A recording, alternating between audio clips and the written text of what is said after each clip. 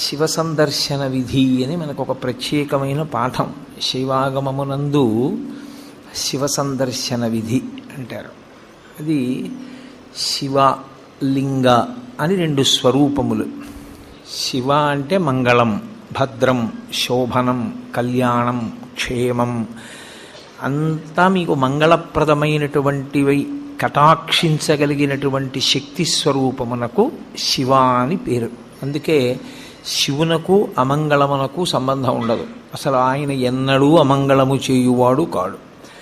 ఎప్పుడూ మంగళం చేసేవాడెవరో, ఎప్పుడూ భద్రాన్ని చేకూర్చేవాడెవరో, ఎవరి అనుగ్రహం చేత శుభ పరంపర మనకి కలుగుతుందో అటువంటి మహానుభావుణ్ణి శివ అని సంకేతిస్తాం. శివునకు ఒక రూపము కాదు. యథార్థమునకు అసలు పరమేశ్వరుడికి ఒక రూపం ఉంటే కదూ. కోటేశ్వరరావు అంటే ఏదో ఒక రూపంతో ఉంటాడు. పరమేశ్వరుడికి అలా ఒక రూపం ఉండదు. ఆయన చేసినటువంటి చేష్టితముల వలన భక్తులను అనుగ్రహించాలనేటటువంటి ఆయన యొక్క కారుణ్య తీవ్రత వలన ఆయన అనేక రూపములను ధరిస్తాడు. అందుకని లీలారూపములు అని పిలుస్తారు.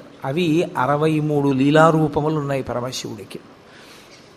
63 లీలారూపములలో అత్యంత శ్లాఘనీయమైనగా ప్రస్తుతి చేయబడేటటువంటి స్వరూపం, మనకి ఎప్పుడూ మనం దర్శనం చేసేటటువంటి స్వరూపం, ఒక చేతిలో త్రిశూలం పట్టుకుని ఒక చేతిలో ఢమరుకాన్ని పట్టుకుని ఉంటాడు.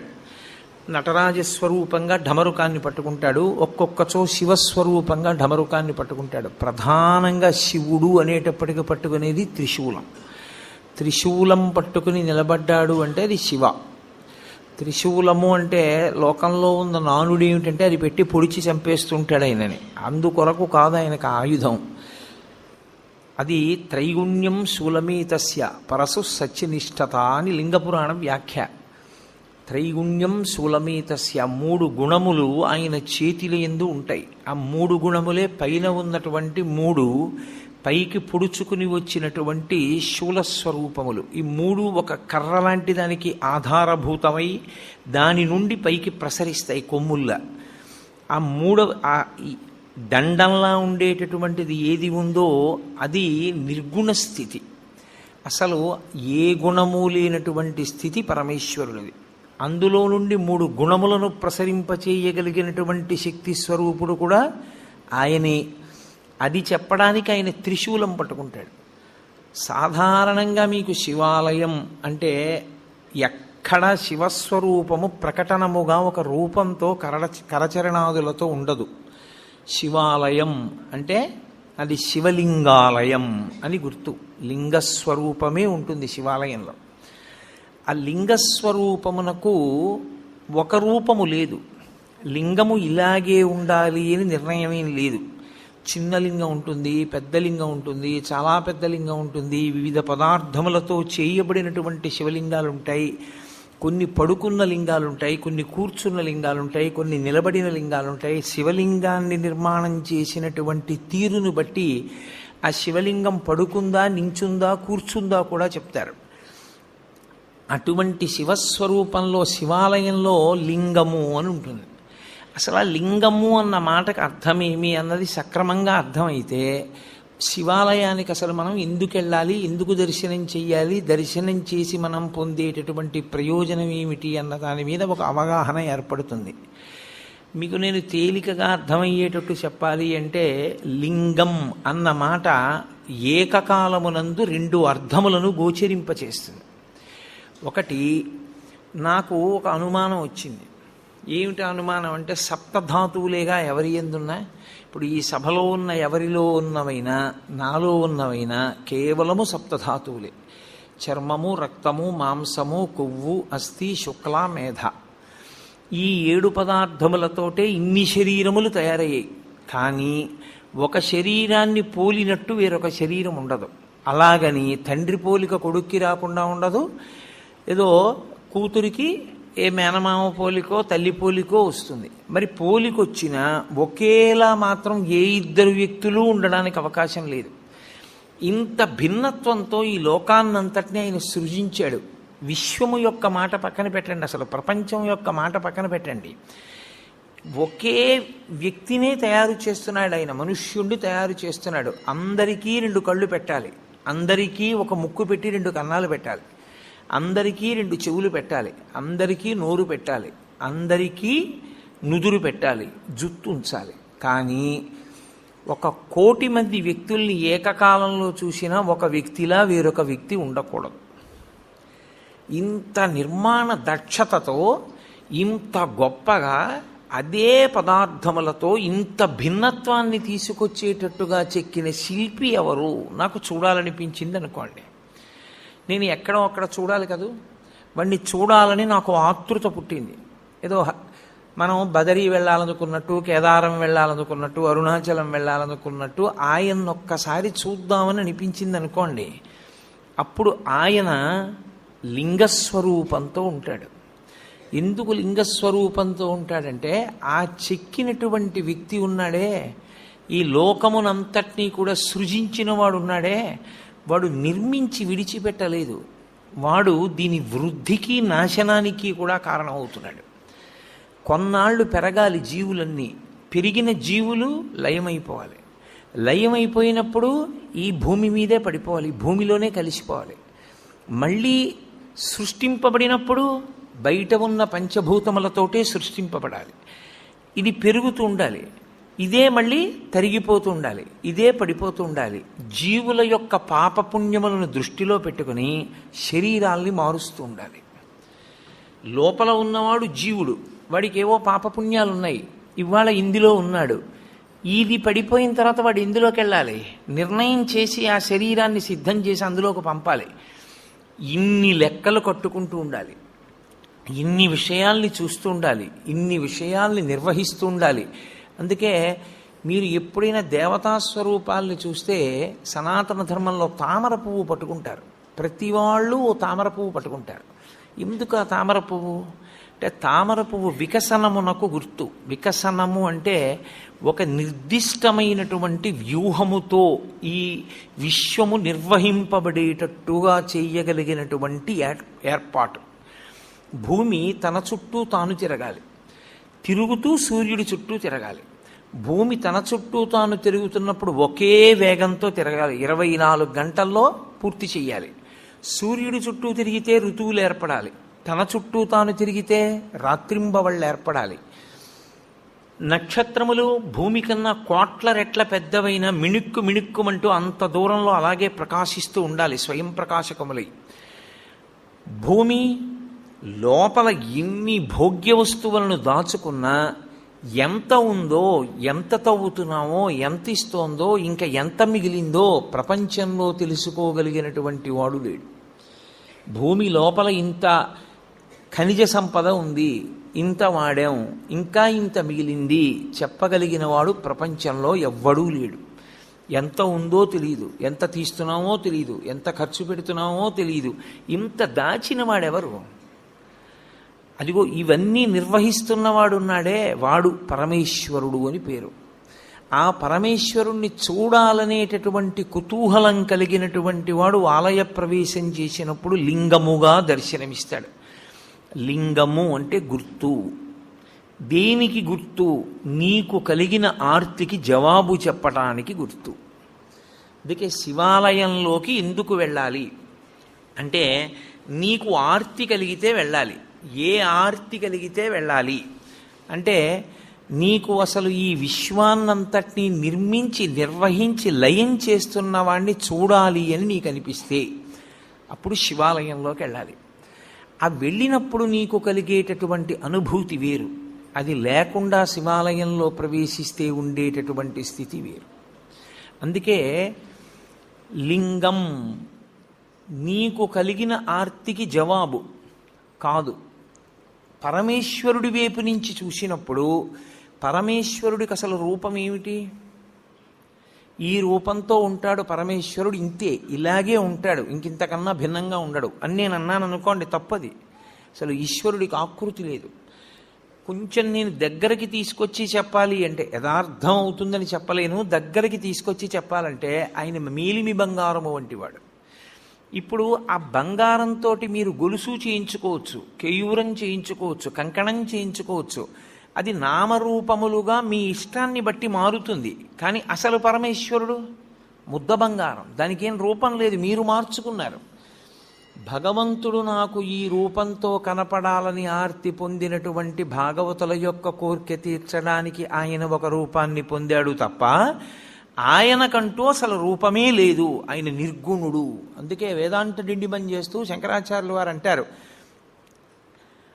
పీఠం అంబమయం సర్వం శివలింగైశ్చ చిన్మయం సాకారంచ నిరాకారం నిర్గుణంచ గుణాత్మకం తత్వం తత్పరమం బ్రహ్మ ఇది వేదాంత డిండిమహ అంటారు. ఆయన నిర్గుణంలోంచి సగుణంగా వస్తాడు, కంటికి కనపడే రూపంలో వస్తాడు.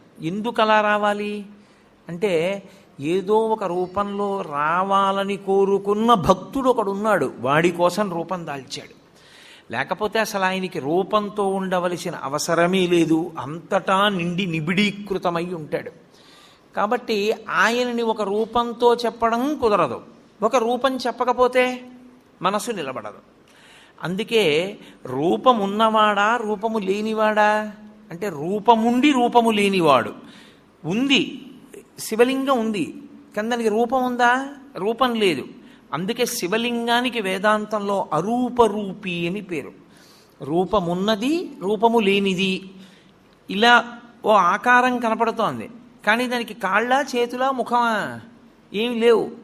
కాబట్టి అది అరూపరూపి. ఇప్పుడు ఆ శివలింగము ఒక గుర్తు. ఏమంటే అది ఒక గుర్తు అయితే దానికి శక్తి ఏం లేదు, అది ఒక గుర్తుగా మనం పెట్టుకున్నామంతే తప్పించి అది నిజంగా శక్తివంతం కాదా అని మీరు అంటారేమో. శివలింగానికి ఉన్నటువంటి శక్తి అసలు లింగ స్వరూపంలో ఉంది. ఎందుచేత అంటే శివలింగం ఎలా ఉంటుంది? ఇలా ఉంటుంది కదా, గుండ్రంగా ఉంటుంది. ఇప్పుడు ఇలా గుండ్రంగా ఉంది అని నేను అన్నాను అనుకోండి, శివలింగం ఇంత ఉంది, ఇంతదైతే అప్పుడు అందులోకి పట్టేవి ఇంకొంచెం పెరిగాయా? ఈ గది అంతా అన్నాను అనుకోండి, అప్పుడు ఈ గదిలో అన్నీ అందులోకి పట్టేశాయా? గుంటూరంతా అని తిప్పాను అనుకోండి, గుంటూరంతా లింగంలో ఉందా? కాదు. ఆంధ్రదేశం అంతా అని తిప్పాను అనుకోండి, ఆంధ్రదేశం అంతా అందులో ఉందా? అలానే తిప్పుతూ ఈ బ్రహ్మాండం అంతా అన్నాను అనుకోండి, ఇప్పుడు ఈ బ్రహ్మాండం అంతా ఎందులో ఉంది? అందులోనే ఉంది. అంతా ఎందులో ఉందో అది లింగం, అంతా ఎందులో పెరుగుతోందో అది లింగం, అంతా ఎందులోకి కలిసిపోతోందో అది లింగం. ఇప్పుడు పరమేశ్వరుణ్ణి యథార్థముగా సూచించుటకు గుర్తు శివలింగము. కాబట్టి కంటితో కనపడినది కాదు, ఇది సర్వవ్యాపకమైతే, ఇది చుట్టుకుంటే నిజానికి దీనిలో ఈ బ్రహ్మాండమంతా ఉన్నది అని గుర్తుపట్టాలి. సరే ఏమండి, ఊహచేత గుర్తుపట్టమంటున్నారు మీరు. నిజమే, ఊహచేత గుర్తుపడతాం. మన ఊహచేత ఈశ్వరునికి శక్తి ఆపాదించడమా? అసలు నిజానికి శివలింగానికి ఏమైనా శక్తి ఉంటుందా? అక్కడ ఓ శివలింగం ఉందనుకోండి, ఇప్పుడు ఇక్కడ శివాలయంలో శివలింగం ఉంది, ఆ శివలింగానికి శివలింగంగా ఏమైనా శక్తి ఉంటుందా? నా ఊహచేత నేను అలా ఆలోచించడమేనా? అంటే శివలింగమునకు 5 ముఖములు ఉంటాయి. 5 ముఖములతో ఉంటుంది. ఏది ముఖము అంటే మీరు ఎటు విభూతి రాసి బొట్టు పెడితే అది ముఖం. 5 ముఖములు అని ఎందుకంటారంటే తూర్పు, పడమర, ఉత్తరం, దక్షిణం 4 వైపులా 4 ముఖాలతో చూస్తాడు. పైకి ఒక ముఖంతో చూస్తాడు. 5 ముఖాలు. 5 ముఖాలతో ఉంటాడు కాబట్టే పంచాస్యుడు అని పేరు. ఇందులో గమ్మత్తు ఏమిటంటే 5 ముఖాలతో ఉండి ఏం చేస్తుంటాడు? 5 వైపులా చూస్తూ ఉండడమేనా ముఖంతో? కాదు. మీరు జాగ్రత్తగా గుర్తుపట్టగలిగితే శివాలయాలన్నింటిలోకి శివాగమంలో అత్యంత శ్రేష్టమైన శివాలయం, ఉత్తర క్షణంలో మీరు దర్శనం చేస్తే కోరికలను ఈడేర్చగలిగినటువంటి శివాలయం, దాన్ని మించి ఇంకొక శివాలయం ఉందని చెప్పడం సాధ్యం కాని శివాలయం పశ్చిమాభిముఖమైన శివాలయం. అంటే మీరు లోపలికి ప్రవేశించినప్పుడు ఆలయంలో శివలింగం పశ్చిమ ముఖాన్ని చూస్తే దాన్ని సద్యోజాత శివాలయము అంటారు. అది సద్యోజాత ముఖంతో చూస్తోంది. అది శివాగమంలో అన్ని శివాలయాల్లోకి శక్తివంతమైన శివాలయం అదే. ఈశ్వరుడు తూర్పుకి ఒక ముఖంతో చూస్తాడు, దాన్ని తత్పురుష ముఖము అంటారు. ఇప్పుడు ఇక్కడ ఉండే శివాలయంలో ఉండే శివలింగం తూర్పుని చూస్తోంది. తూర్పుని చూస్తోంది అంటే దాని ఉద్దేశ్యం ఏంటంటే మీరు లోపలికి వెడుతున్నప్పుడు దేవాలయం కట్టినప్పుడు రాజద్వారానికి ఎదురుగుండా దాని ముఖం తూర్పు వైపుకుంటుంది. తత్పురుషము అంటారు. ఈ తత్పురుషం వైపు చూసేటటువంటి ముఖం, తత్పురుషమని పేరున్న ముఖం తూర్పుకి చూస్తే అది తిరోధానాన్ని చేస్తుంటుంది. తిరోధానము అన్న మాటకు అర్థం ఏంటంటే చీకటిలో ఉంచుతూ ఉంటాడు. ఆ ముఖంతో తెలియనివ్వడు. మాయాస్వరూపుడై లోకమునకు జ్ఞానము లేకుండా చెయ్యగలిగినటువంటి ముఖమునకు తత్పురుష ముఖమని పేరు. అది మాయ కమ్మిస్తూ ఉంటుంది అందరి మీద. నేను దాని గురించి మీతో బాగా ప్రస్తావన చేసే ప్రయత్నం 5వ ముఖం చెప్పినప్పుడు చెప్తాను. అప్పుడు మీకు తేలికవుతుంది. ఒక శివాలయంలో ప్రదక్షిణానికి మీరు వెళ్ళినప్పుడు మీరు మిగిలిన శివాలయాల్లో మిగిలినటువంటి ఆలయాల్లో ఎలా ప్రదక్షిణం చేస్తారో అలా చెయ్యడాన్ని అంగీకరించదు శైవాగమం. అసలు దక్షిణం అన్న మాట ఎక్కడి నుంచి వచ్చింది అని అడిగారు. మనుష్యుడు తూర్పు దిక్కుకి తిరిగి కూర్చుంటే ఆయనకి కుడి చేతి వైపుకి ఉన్నది ఏదో అది దక్షిణం. అందుకే దక్షిణ దిశ అంటారు. ఆయన దక్షిణ హస్తంతో ఇచ్చాడండి అంటారు. దక్షిణ దిక్కన్న పేరు ఎందుకు వచ్చిందంటే మనందరం తూర్పుకి తిరిగే కూర్చుంటాం. ఏ కార్యం చేసినా తూర్పుకి తిరిగి కూర్చోండి అంటారు. తూర్పుకు తిరిగి కూర్చున్నటువంటి వ్యక్తికి కుడి చేతి వైపుకి వస్తుంది కాబట్టి ఆ దిక్కుకి దక్షిణ దిక్కు అని పేరు. ఇప్పుడు మీరు తూర్పు ముఖంగా ఉన్న శివాలయంలోకి ప్రవేశించి నమస్కారం చేస్తే గృహస్థు ఒకలా ప్రదక్షిణం చెయ్యాలి, బ్రహ్మచారి ఒకలా ప్రదక్షిణం చెయ్యాలి, సన్యాసి ఒకలా ప్రదక్షిణం చెయ్యాలి. ముగ్గురు శివాలయానికి ఒకలా ప్రదక్షిణం చేయడానికి వీల్లేదు. గృహస్థు సవ్యాపసవ్యం చెయ్యాలి, బ్రహ్మచారి పూర్ణ ప్రదక్షిణం చెయ్యాలి, సన్యాసి అపసవ్య సవ్యం చెయ్యాలి. సవ్యాపసవ్యము అంటే గృహస్థ అయితే ఎడంచేతి పక్క నుండి తిరగాలి. ఎంతవరకు తిరగాలి? సోమసూత్రము కనపడే పర్యంతమే తిరగాలి. సోమసూత్రం అంటే శివాలయంలో అభిషేకం చేసిన తీర్థం బయటికి వెళ్ళిపోయేటటువంటి మార్గం. ఆ మార్గం కనపడుతోందనుకోండి, అభిషేక తీర్థం వెళ్ళడం కనపడుతోందనుకోండి, ఇక దాన్ని దాటకూడదు. గృహస్థు అక్కడ వరకే వెళ్ళి వెనక్కి తిరిగిపోవాలి. ఎక్కడ వరకు మళ్ళీ వెనక్కి తిరగాలి అంటే చండీశ్వర స్థానం వరకు తిరగాలి. చండీశ్వర స్థానం వరకు వెనక్కి వచ్చి మళ్ళీ వెనక్కి తిరిగి శివాలయంలోకి వెళ్ళాలి. అది గృహస్థు ప్రదక్షిణ. బ్రహ్మచారి అయితే ఇప్పుడు నేను నా కొడుకు కలిసి శివాలయంలోకి వెళ్ళాము. సోమసూత్రం పైకుంది. నేను ఈ గుళ్ళోకే వచ్చాను అనుకోండి, కాసేపు తూర్పు ముఖంగా ఉన్న ఆలయానికి నమస్కారం చేసి ఎడం వైపు నుంచి వెళ్ళి ఎడమవైపు నుంచి నేను గుడికి ఇలా తిరిగాను. ఎడం వైపుకి గుడి ఎటుంటుంది? నా కుడి భుజం వేపుకుంటుంది. అంటే పూజనీయమైనవి కుడి భుజం వేపుకి ఉంచి ప్రయాణం ప్రారంభిస్తే ప్రదక్షిణం చేశాడంటారు. కుడి భుజం వేపుకు ఉంచి తిరుగుతున్నాను. చండీశ్వరుడి సోమసూత్రం వరకు వచ్చాను. బయటకుంది సోమసూత్రం, కప్పేసి లేదు. ఇక్కడ దేవాలయంలో కప్పబడి ఉంటుంది, పైకి తెలియదు సోమసూత్రం. పైకి ఉందనుకోండి, నేను ఇక దాటకూడదు గృహస్థుని, నాకు వివాహం అయిపోయింది. అప్పుడు నేను వెనక్కి వెళ్ళిపోవాలి. వెనక్కి వెళ్ళి మళ్ళీ తిరిగి చండీశ్వర స్థానం దగ్గరికి రావాలి. నా కొడుకు వాడు బ్రహ్మచారి, వాడికి పెళ్ళి అవ్వలేదు ఇంకా, వాడు సోమసూత్రం దాటచ్చు.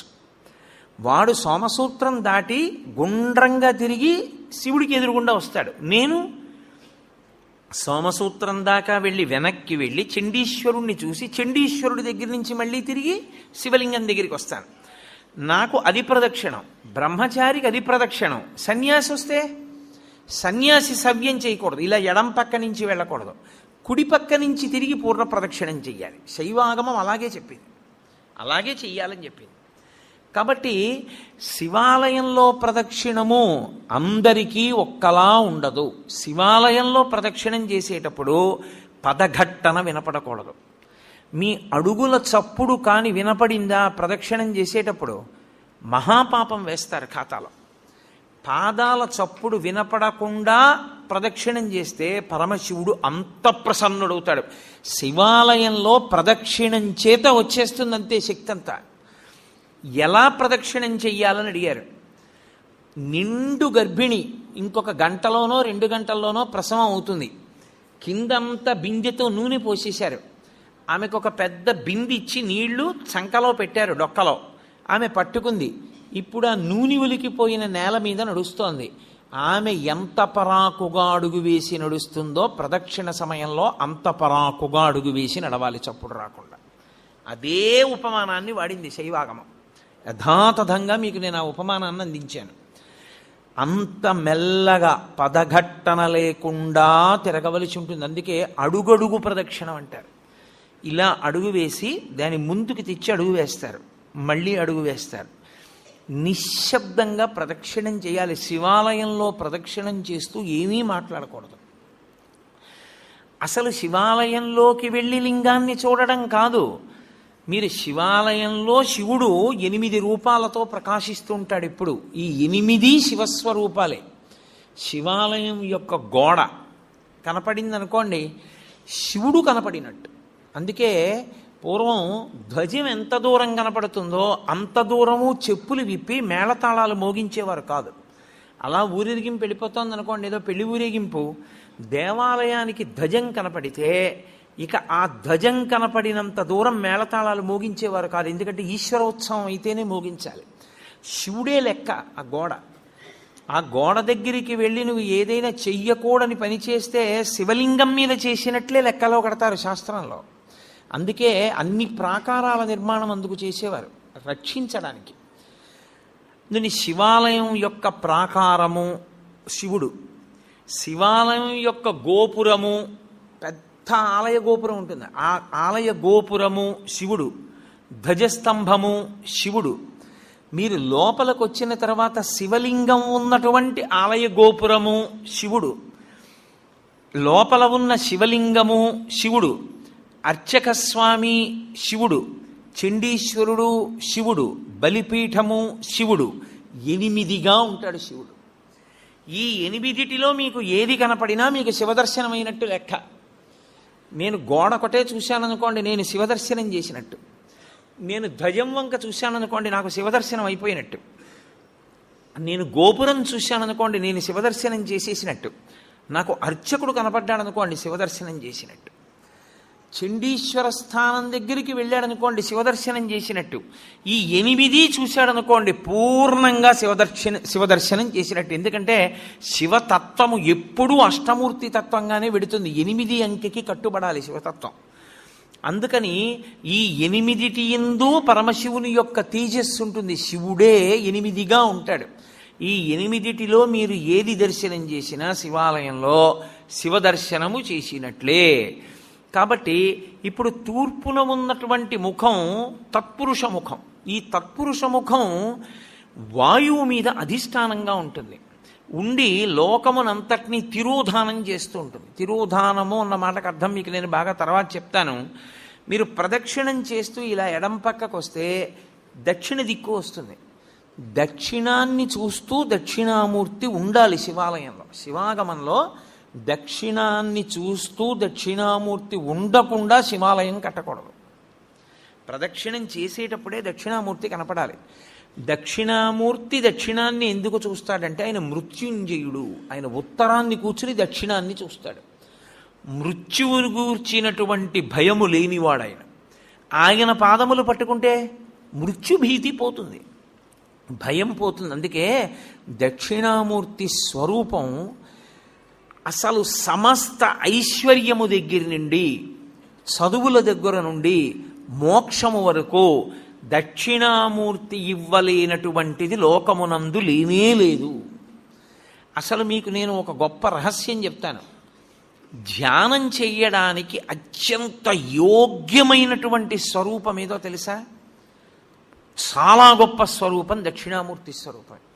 నేను హైదరాబాద్లో ఉపన్యాసాలు చెప్పేటప్పుడు ఉదయం వేళ దక్షిణామూర్తిని ఎలా ధ్యానం చెయ్యాలి అన్నది దాదాపు 10 రోజులు ఎంతో ప్రతిరోజు తరగతులు నిర్వహించాను.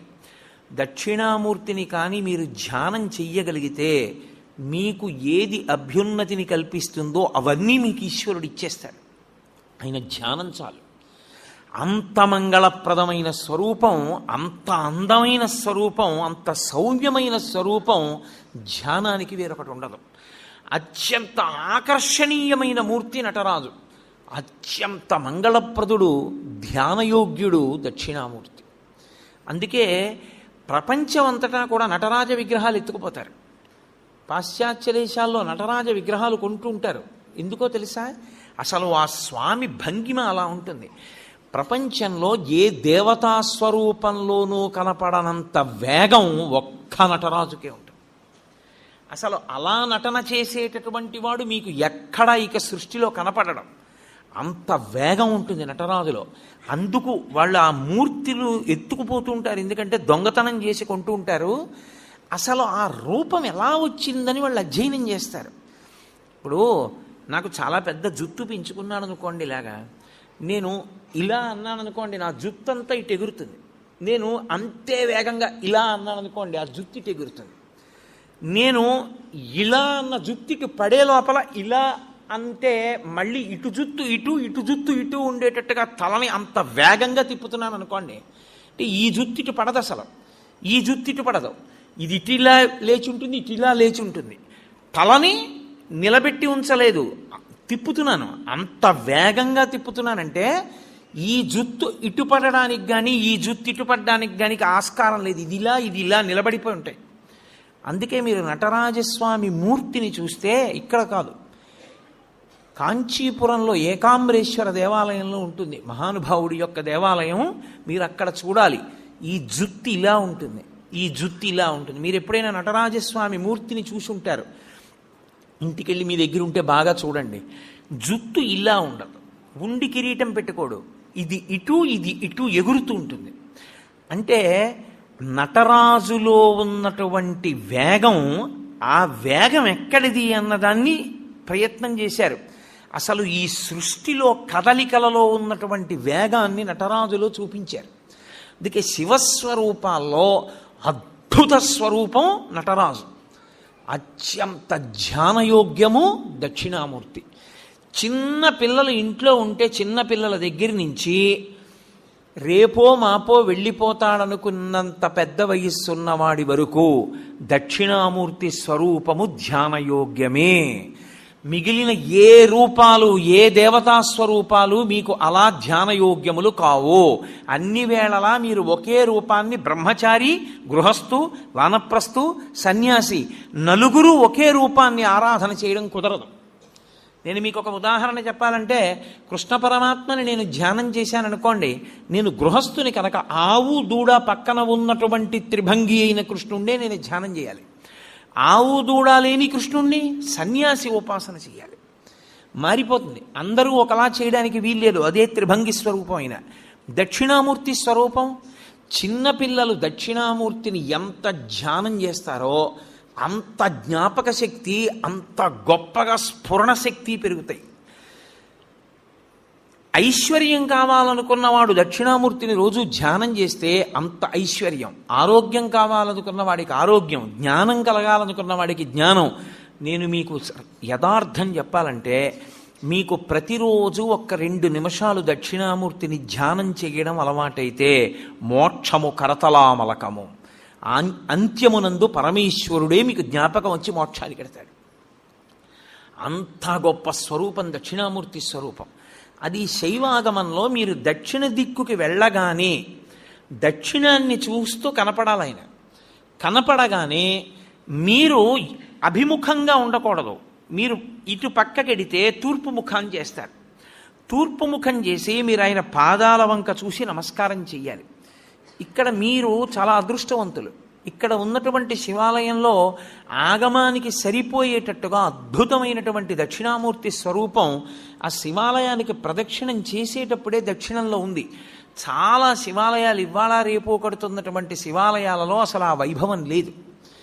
అంత గొప్ప స్వరూపం దక్షిణామూర్తి స్వరూపం. ఈ దక్షిణ దిక్కుకి చూసేటటువంటి మూర్తి దక్షిణామూర్తిగా మనని చూడమని చెప్తారు.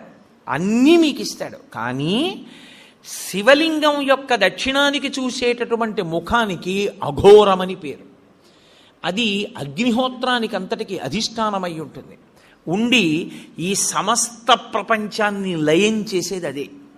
అందరు జీవుల్ని పడగొట్టి తనలో కలుపుకునేటటువంటి తత్వమున్నటువంటి పరమేశ్వర స్వరూపం దక్షిణాన్ని చూసేటటువంటి అఘోర స్వరూపం. అందుకే శివాలయానికి ప్రదక్షిణం చేస్తే నియమం వేరు. మీరు ఏదో ఇలా తిరగడానికి వీల్లేదు శివాలయంలో. ఇప్పుడు మీరు ఇక్కడున్న శివాలయంలోకే వెళ్ళారనుకోండి, మీకు బాగా అర్థమయ్యేట్టు నేను చెప్పాలంటే, మీరు లోపలికి వెళ్ళి చూడగానే చేతులు జోడించి ఓం తత్పురుషముఖాయ నమః అనాలి. ఒకవేళ భక్తులకి ముఖాలు తెలియవేమోనని బోర్డు పెడతారు. అందుకే అసలు శివాలయంలో బోర్డు ఉండాలి. లేకపోతే మీకు ముఖాల పేర్లు ఎలా గుర్తుంటాయి? గుర్తుండవు. గుర్తుండాలి. ఉండని వాడికి సౌలభ్యం కోసం బోర్డు పెడతారు. బోర్డు పెడితే ఓం తత్పురుషముఖాయ నమః అని నమస్కారం చేసి మెల్లగా దక్షిణానికి వెళ్ళాలి. మళ్ళీ అభిముఖంగా పై చూసి ఓం అఘోరముఖాయ నమః అనాలి. ఎవడు అలా అంటూ ప్రదక్షిణం చేస్తుంటాడో వాడు మళ్ళీ పుట్టవలసిన అవసరం లేని రీతిలో జ్ఞానం ఇచ్చి కలుపుకుంటాడు. అందుకని దక్షిణామూర్తి ఉంటారు దక్షిణానికి. లేకపోతే ఆయన లోకాన్నంతటిని లయం చేసి మళ్ళీ పునర్జన్మలిచ్చే స్వరూపమై ఉంటాడు. అందుకే అగ్నికి అధిష్టానమై ఉంటాడు. మీరు దక్షిణాన్ని దాటి పశ్చిమానికి వచ్చారనుకోండి, శివాలయంలో ఆగమం ప్రకారం ఏమిటంటే పశ్చిమ దిక్కున సుబ్రహ్మణ్యేశ్వరుడు ఉండాలి. ఉండి పశ్చిమానికి వెడితే మళ్ళీ మీరు గుడికి ఎదురుగుండా నిలబడాలి. ఆ గుడి యొక్క గోడకి ఎదురుగుండా నిలబడి ఓం సద్యోజాతముఖాయ నమః అనాలి. సద్యోజాతము అనబడేటటువంటి ముఖం పశ్చిమ దిక్కుని చూస్తూ ఉంటుంది. ఆ పశ్చిమ దిక్కుని చూసేటటువంటి సద్యోజాత ముఖము పృథివికి అధిష్టానమై ఉంటుంది. అది సృష్టికంతటికీ కారణం అదే. ఆ ముఖంలోంచే ఈశ్వరుడు మళ్ళీ పునః సృష్టి చేస్తుంటాడు. అందుకే లోకంలో మాట అంటారు, శివాలయానికి ప్రదక్షిణం చేస్తే తీరని కోరికుందా అంటారు. కారణం ఏమిటో తెలుసా? బిడ్డలు పుట్టాలన్న కోరిక దగ్గర నుంచి సమస్త కోర్కెలు శివాలయంలోనే తీరుతాయి. కాబట్టి ఇప్పుడు పశ్చిమాన్ని చూసేటటువంటి ముఖం సద్యోజాత ముఖం. అటు తిరిగి అంటే పశ్చిమానికి వెళ్ళినప్పుడు తూర్పుకి తిరగాలి. తూర్పుకి తిరిగి ఓం సద్యోజాత ముఖాయ నమః అనాలి. సద్యోజాత ముఖమే అత్యంత శక్తివంతమైనటువంటి ముఖం. ఇప్పుడు సద్యోజాతాన్ని దాటి మళ్ళీ వెనక్కి వెళ్ళడం ప్రదక్షిణ విధి పక్కన పెట్టండి. మీరు అది దాటితే ఉత్తర దిక్కుకు వస్తారు. ఉత్తర దిక్కుకు వచ్చినప్పుడు మళ్ళీ శివాలయం గోడకి ఎదురుగుండా నిలబడాలి. నిలబడి ఓం వామదేవాయ నమః అనాలి. వామదేవుడు అంటే ఎవరు అన్నది శివమహాపురాణం చెప్పింది. ఏమ్మా పిల్లని కాసేపు బయటికి తీసుకెళ్ళకూడదా? ఎందుకమ్మా పిల్ల విందో ఏదో మాట్లాడుతూ ఉంటుంది, చిన్నపిల్ల దానికి ఏం తెలుసు, కాసేపు బయటికి తీసుకెళ్ళండి. శివమహాపురాణం ఆ ఉత్తర దిక్కున ఉండేటటువంటి శివుడి ముఖాన్ని వామదేవ ముఖము అని పిలిచింది. దాని గురించి మాట్లాడుతూ మంగళాయతనం దేవం యువానమతిమంగళం ధ్యాయేత్ కల్పతరోర్మూలే సుఖాసీనం సహోమయా అంటుంది లింగపురాణం. ఆ ముఖము నీటి మీద అధిష్టానం కాబట్టి అది ఏం చేస్తూ ఉంటుందంటే సమస్త మంగళములను మీకు కృప చేసేటటువంటి ముఖమదే. యథార్థమునకు అదే విష్ణు స్వరూపం, అదే విష్ణువు. అందుకే శివాలయంలోకి వెడితే అందరికీ నమస్కారం అయిపోతుంది. ఓం వామదేవాయ నమః అని అన్నారనుకోండి, లేకపోతే ఓం వామదేవ ముఖాయ నమః అంటే అనారోగ్యం ఉండదు. అందుకే శివాలయంలో ప్రదక్షిణాలు చేయండి అని ఎందుకంటారో తెలుసా?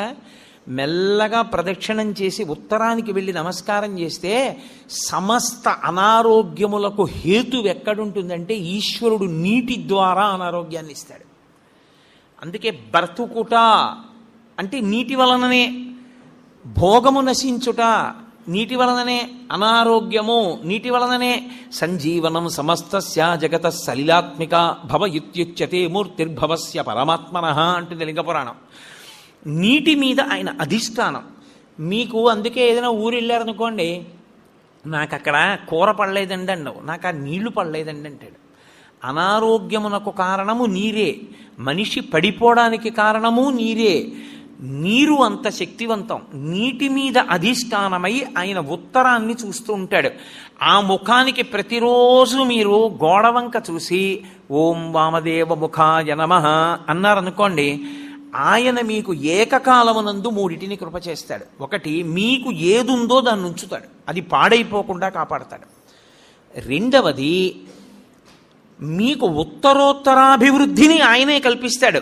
ఉత్తరోత్తర మీరు సంతోషంగా ఉండడానికి కావలసిన సమస్త అభివృద్ధి ఆ ముఖంలోంచే వస్తుంది. మూడు, వచ్చినటువంటి భోగస్థానములను మీరు అనుభవించడానికి వీలుగా దేహారోగ్యం ఉంచుతాడు. ఈ మూడు ఇంగ్లీష్లో సస్టినెన్స్ అంటారు, స్థితి ఉంచుట. ఈ పదంలోకి వెళ్ళేటటువంటి సమస్తమైనవి కూడా వామదేవ ముఖంలోకే వెళ్ళిపోతాయి. వామదేవ ముఖంతో ఉన్న మూర్తిని పూర్తిగా చూడాలంటే మీరు పశుపతినాథ్ దేవాలయం ఎదురుగుండా ఉన్న గోడ పైన ఉన్నటువంటి శిఖరం దగ్గర చూడాలి. శివమహాపురాణంలో ఎలా చెప్పారో అలాగే కల్పవృక్షం కింద కూర్చుని ఎడమతొడ మీద పార్వతీదేవిని పెట్టుకుని ఎంత సంతోషంగానో ఎంత నవ్వుతూ ఉంటాడో. పరమశివుడు అంత ప్రసన్నుడై అంత నవ్వుతూ మీకు కనపడ్డం. వామదేవ ముఖంతో ఉండేటటువంటి పరమేశ్వరుడు అంత ప్రహృష్టవదనంతో ఉంటాడు. వెళ్ళి ఓం వామదేవ ముఖాయ నమః అంటూ ఉంటే చాలు, ఆయన ఎంతో ప్రీతి చెందుతాడు. తూర్పు ముఖాన్ని అలా ఉంచండి.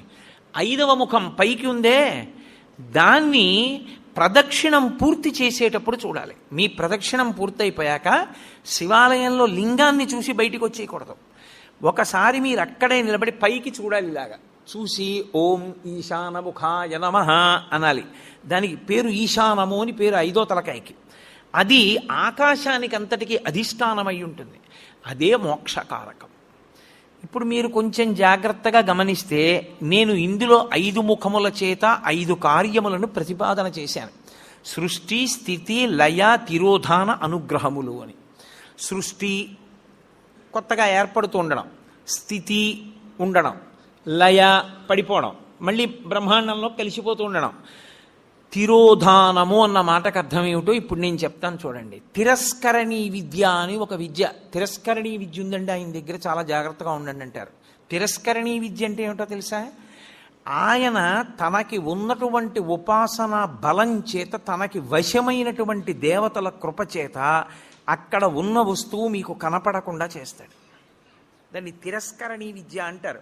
అప్పుడు ఏమవుతుందంటే ఆయన ఏ దేవతని పిలిచాడో ఆ దేవత మీకు కనపడకుండా చేస్తుంది ఆ వస్తువుని. చిన్న చిన్న దేవతల్ని పట్టుకుని ఉపాసన చేస్తారు. చేస్తే తిరస్కరణీ విద్య స్వాధీనం అయిపోతుంది. తిరస్కరణి ఎంత గొప్పదో అలాగే అవతల వారిని వశీకరణం చేస్తారు. వాళ్ళు ఎప్పుడూ ఇంకా వాళ్ళకే వశవర్తులైపోతారు. అలా వశీకరణ విద్య, ఇవన్నీ విద్యలు ఉంటాయి. ఇందులో తిరస్కరణీ విద్య అక్కడ ఉన్నది కనపడదు, కనపడకుండా చేస్తాడు. అక్కడది ఉన్నది కనపడకుండా చెయ్యడం తిరస్కరణీ విద్య అయితే, తిరస్కరణి ఎక్కడి నుంచి వచ్చిందో తెలుసా? తిరోధానము.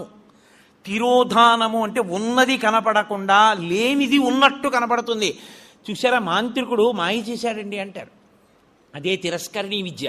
తిరోధానము అంటే ఏది ఉన్నదో అది కనపడకుండా, ఏది లేదో అది ఉన్నట్టు కనపడుతుంది. సత్యము అసత్యముగా, అసత్యము సత్యముగా కనపడేటట్టు చేయగలిగిన ముఖమునకు తత్పురుష ముఖం అని పేరు. అది తిరస్కరణి. ఏది దాస్తోంది అది? అదే మాయా. శంకర భగవత్పాదుల యొక్క ప్రతిపాదన అక్కడుంది. అందుకని పీఠాధిపతులందరూ చంద్రమౌళీశ్వరారాధన చేస్తారు. వాళ్ళందరూ చంద్రమౌళీశ్వరారాధన ఎందుకు చేస్తారంటే వాళ్ళెవ్వరూ మాయకి కట్టబడకుండా జ్ఞానమునందు నిలబడడానికి శంకరాచార్యుల వారు పెట్టిన పద్ధతి. ఇప్పుడు తిరస్కరణి ఉన్నది ఆత్మ ఒక్కటే, పరమేశ్వరుడు ఒక్కడే ఉన్నాడు. ఒక్కడే అయిన పరమేశ్వరుడు కనపడకుండా విశ్వము కనపడుతూ ఉంటుంది. అబ్బో ఎంతమంది ఉన్నారో, ఎన్ని మొక్కలు ఉన్నాయో, ఎన్ని పువ్వులు ఉన్నాయో అంటాడు తప్ప ఉన్న విశ్వనాథుడు కనపడడు. విశ్వనాథుడు కనపడకుండా విశ్వం కనపడేటట్టు చేస్తాడు. అలా కనపడినంత కాలం మాయకి వశుడైపోయాడు గుర్తు. మాయకి వశుడైనంత కాలం మళ్ళీ పుడుతూ ఉంటాడు. మళ్ళీ పుట్టినవాడు మళ్ళీ చస్తూ ఉంటాడు. మళ్ళీ చచ్చినవాడు మళ్ళీ పుడుతూ ఉంటాడు. అంటే సృష్టి, స్థితి, లయ, తిరోధాన, సృష్టి, స్థితి, లయ, తిరోధాన వీటిలో తిరుగుతాడు. 5వది అనుగ్రహం, మోక్షమూర్తి. అది దక్షిణామూర్తి దగ్గర ప్రారంభం అవుతుంది. ఆయన అనుగ్రహించాడా అసలు ఉన్న వస్తువు కనపడే అసత్యమైన వస్తువు కనపడకుండా పోతుంది. అసత్యమైన వస్తువు కనపడకుండా పోవడం అంటే మీకు యథార్థము ఎరుకలోకి వస్తుంది. ఎవరే ఇది నేను కాదురా, ఇది నేను తొడుక్కున్నటువంటిది ఈ శరీరం. అసలు నేను లోపల ఉన్న అహంస్ఫురణ, లోపల ఉన్న ఆత్మ నేను, ఆ ఆత్మ సర్వవ్యాపకమై ఉన్నది. అందుకే అందరూ నేను నేను నేను అంటున్నారు. మా ఎక్కడి నుంచి వచ్చింది? అందులో ఉన్న నేను ఒకటే, ఇందులో ఉన్న నేను ఒకటే. నాకు ఆకలేస్తోంది నేను అన్నప్పుడు నేను బాధపడుతున్నాను అంటే నిజానికి అందులో ఉన్న నేను బాధ ఏదో, ఇందులో ఉన్న నేను బాధ అదే. కానీ ఇందులో నేను అనేటప్పటికి అందులో నేననదు, నువ్వు అంటుంది. ఇక్కడ నేనే అక్కడ నేనై ఉన్నా ఆ నేను ఈ నేను కలిపి ఒకటే అని అనుభవంలోకి వచ్చిందనుకోండి, తిరోధానం పోయిందని గుర్తు. నేను నువ్వు అందనుకోండి, తిరోధానమునందు ఉన్నాడని గుర్తు. అంటే ఈశ్వరుడు మాయ కమ్మిస్తున్నాడని గుర్తు, అంటే మళ్ళీ పుడతాడని గుర్తు. ఈశ్వరుడిది తీసేసి జ్ఞానం ఇచ్చేశాడు, అద్వైత భావన యందు నిలబడిపోతాడు. రెండవ వస్తువు లేదు, ఉన్నదొక్క పరమేశ్వరుడే. ఎరుకలోకి వచ్చేస్తుంది. ఆ ఎరుకలోకి వచ్చిందా మోక్షము. 5వ ముఖం మోక్షాన్ని ఇస్తుంది, ఊర్ధ్వముఖం. అందుకే శివలింగానికి మాత్రమే పృష్ఠభాగంలో కూర్చుని పూజ చెయ్యకూడదన్న నియమం లేదు. ఇప్పుడు మీరు రామాలయంలోకి వెళ్ళారనుకోండి, రామాలయంలో ఎదురుగుండా కూర్చుని పూజ చేస్తారు, అంటే పక్కకు కూర్చుని పూజ చేస్తారు. అంతేగాని రామాలయంలో వెనకాతల కూర్చుని పూజ చేస్తానండి అంటే అది శాస్త్రీయం కాదు, అలా చేయకూడదు. శివలింగానికి ముందు కూర్చోవచ్చు, పక్కన కూర్చోవచ్చు, వెనక్కి కూర్చోవచ్చు, పైన పొయ్యొచ్చు. ఎందుకని? అన్ని ముఖాలే, 5 వైపులా ముఖాలే. ఏ ముఖం మించి నీళ్లు జారినా మీకో ఫలితం ఉంటుంది. ఎటు నుంచి నీళ్లు జారనివ్వండి, అది మీకు వెంటనే ఒక ఫలితాన్ని ఇచ్చేస్తుంది. అందుకే పైన పోస్తారు, అన్ని ముఖాల మించి జారుతాయి. ఇప్పుడు శివాభిషేక తీర్థాన్ని తొక్కకూడదు. అది కాని తొక్కాడా ఉత్తరక్షణం పూర్వజన్మలలో చేసుకున్నటువంటి పుణ్యము నశించిపోతుంది. మరి ఎలా, ఎవరు చేస్తారు అభిషేకం? అందుకే ఒక్కరికి మాత్రమే అధికారం ఇచ్చి ఆయన్ని శివస్వరూపంగా గుర్తిస్తారు. గుర్తించి ఆయనకి దీక్ష ఇచ్చి, ఎవరు ఆ ప్రత్యేకమైన దీక్ష యందు ఉంటాడో వాడికొక్కడికే అభిషేకం చేసేటటువంటి అధికారం ఉంటుంది. కొంతమంది గృహస్థులుగా ఉంటారు, దేవాలయాల్లో అర్చకత్వం చెయ్యరు, కానీ వారికి ప్రత్యేకమైన దీక్షలు ఉంటాయి. ఆ దీక్ష ఉన్నవాడు ఆలయంలోకి వెళ్ళి అభిషేకం చేయొచ్చు, ఏమీ దోషం ఉండదు. తప్ప అందరూ అభిషేకాన్ని శివాలయంలోకి వెళ్ళి చెయ్యకపోవడానికి కారణం అదే. నిజానికి మేం బ్రాహ్మణం అండి, అందుకని మేము లోపలికి వెళ్ళి అభిషేకం చేసుకుంటామని వెళ్లకుండా ఉండడమే మంచిది. అలా వెళ్ళకూడదు. శాస్త్రం. నేను శాస్త్రం ఒక్కటే చెప్తా, పై మాటలు మాట్లాడడం నా జన్మలో నాకు అలవాట్లేదు. లోపలికి వెళ్ళి చెయ్యవలసిన వాడు అర్చకుడొక్కడే. నీకు శాంభవ దీక్ష లాంటి దీక్షలుంటే నువ్వు వెళ్ళడానికి అర్హుడు. అటువంటి దీక్ష నీకు లేకపోతే నువ్వు లోపలికి వెళ్ళి అభిషేకం చేయడం మంచి పద్ధతి కాదు. అర్చకుడే చెయ్యాలి. నువ్వు తొక్కుతావు అనవసరంగా, లేనిపోని ఇబ్బందులన్నీ వస్తాయి. ఎందుకది తెచ్చుకోవడం? కాబట్టి శివాలయము 5 ముఖములతో ఉండి 5 మీద అధిష్టానంగా ఉంటుంది. ఇదే అమ్మవారి పరంగా చెప్పారనుకోండి, పంచకృత్య పరాయణ, ఈ 5 అమ్మవారు చేస్తుందంటారు. అందుకే ఒకచో అమ్మవారు చేస్తుంది, ఆవిడ నిర్వహిస్తుంది, అప్పుడు మధురై అంటారు. మీనాక్షి అన్నీ చేస్తుంది, సుందరేశ్వరుడు ఊరుకుంటాడు. అలాగే చిదంబరం పరమేశ్వరుడు చేస్తాడు, అమ్మవారు ఊరుకుంటుంది. అందుకే ఎక్కడ ఉండేటటువంటి తత్వము అక్కడ ఉంటుంది. కాబట్టి అమ్మవారు చేస్తుంది, అయ్యవారు చేస్తారు ఈ పంచకృత్యములను. శైవ సిద్ధాంతమునందు ఈ 5 పరమశివుడు చేస్తాడు అని మనం శివ సందర్శన విధి యందు శైవాగమని చెప్తుంది. అందుకుని అలా చూడాలి. శివాలయంలోకి వెళ్ళినప్పుడు శివలింగాన్ని 3 మూర్తులుగా చూడవలసి ఉంటుంది. స్థూలలింగము, సూక్ష్మలింగము, భద్రలింగము అని 3. స్థూలలింగము అంటే ఆలయం యొక్క గోపురం. అందుకే శివాలయంలోకి వెడుతూనే ఏవీ మాట్లాడవద్దు అని చెప్తారు. నువ్వు ఇవన్నీ చూస్తూ వెళ్ళు. ఆలయ శిఖరం వంక చూస్తే స్థూలలింగాన్ని చూసినట్టు, ఆలయంలో ఉన్న శివలింగాన్ని చూస్తే సూక్ష్మలింగాన్ని చూసినట్టు, బలిపీఠాన్ని చూస్తే భద్రలింగాన్ని చూసినట్టు. బలిపీఠము అంటే ఉగ్రభూతములు తిరుగుతుంటాయి వాతావరణంలో. వాటిని మీరు దేవాలయంలో భక్తుల్ని ఇబ్బంది పెట్టవద్దని కొంచెం అన్నం తెచ్చి బలిహరణ మంటపం మీద పెడతారు. అవి తింటాయి, ఆ మంటపం మీద ఉన్న అన్నం తింటాయి. అవి భక్తుల జోలికి రావు. ఆ బలిపీఠాన్ని చూస్తే భద్రలింగ దర్శనం చేసినట్టు. మీరు ఎప్పుడైనా గమనించారో లేదో, ఒక్క శివలింగానికే ఒక ప్రత్యేకమైన గుర్తు ఒకటి ఉంటుంది. మీరు ఎప్పుడైనా చూడండి, అన్ని శివలింగాల మీద ఉండదు అలాగా. మీరు కొన్ని శివాలయాల్లోకి వెళ్ళినప్పుడు శివలింగం దగ్గరికి వెళితే దాని మీద కొన్ని గీతలు ఉంటాయి ఇలాగా. అది ఏమిటో తెలుసా గీత? అలా గీత ఎందుకు ఉంటుందో తెలుసా ఎవరికైనా? అలా గీత ఉంటే దాన్ని బ్రహ్మసూత్రము అని పిలుస్తారు. అలా గీత ఉంది అంటే నీ అదృష్టం పండి నువ్వు అక్కడికి వెళ్ళావని గుర్తు. 1000 మాటలు ఓ శివాలయంలోకి వెడితే నీకు ఎంత ఫలితమో, అలా గీతలు ఉన్నటువంటి శివలింగం ఉన్న గుళ్ళోకి వెడితే అంత ఫలితం. విశేషమైన ఆరాధనీయమో అని గుర్తు. అలాంటి శివలింగం ఉన్న గుడిలోకి వెడితే తప్పకుండా మీరు మీ ద్రవ్యాన్నో, మీ బలాన్నో, మీ సంపత్తినో, మీ పాటనో, మీ పద్యాన్నో, మీ కష్టాన్నో అక్కడ వినియోగించాలి. శివలింగం మీద గీతలు కనపడ్డాయనుకోండి, బ్రహ్మసూత్రం ఉందనుకోండి, బయటికి వచ్చి కాళహస్తీశ్వర శతకంలో 2 పద్యాలు చదవాలి.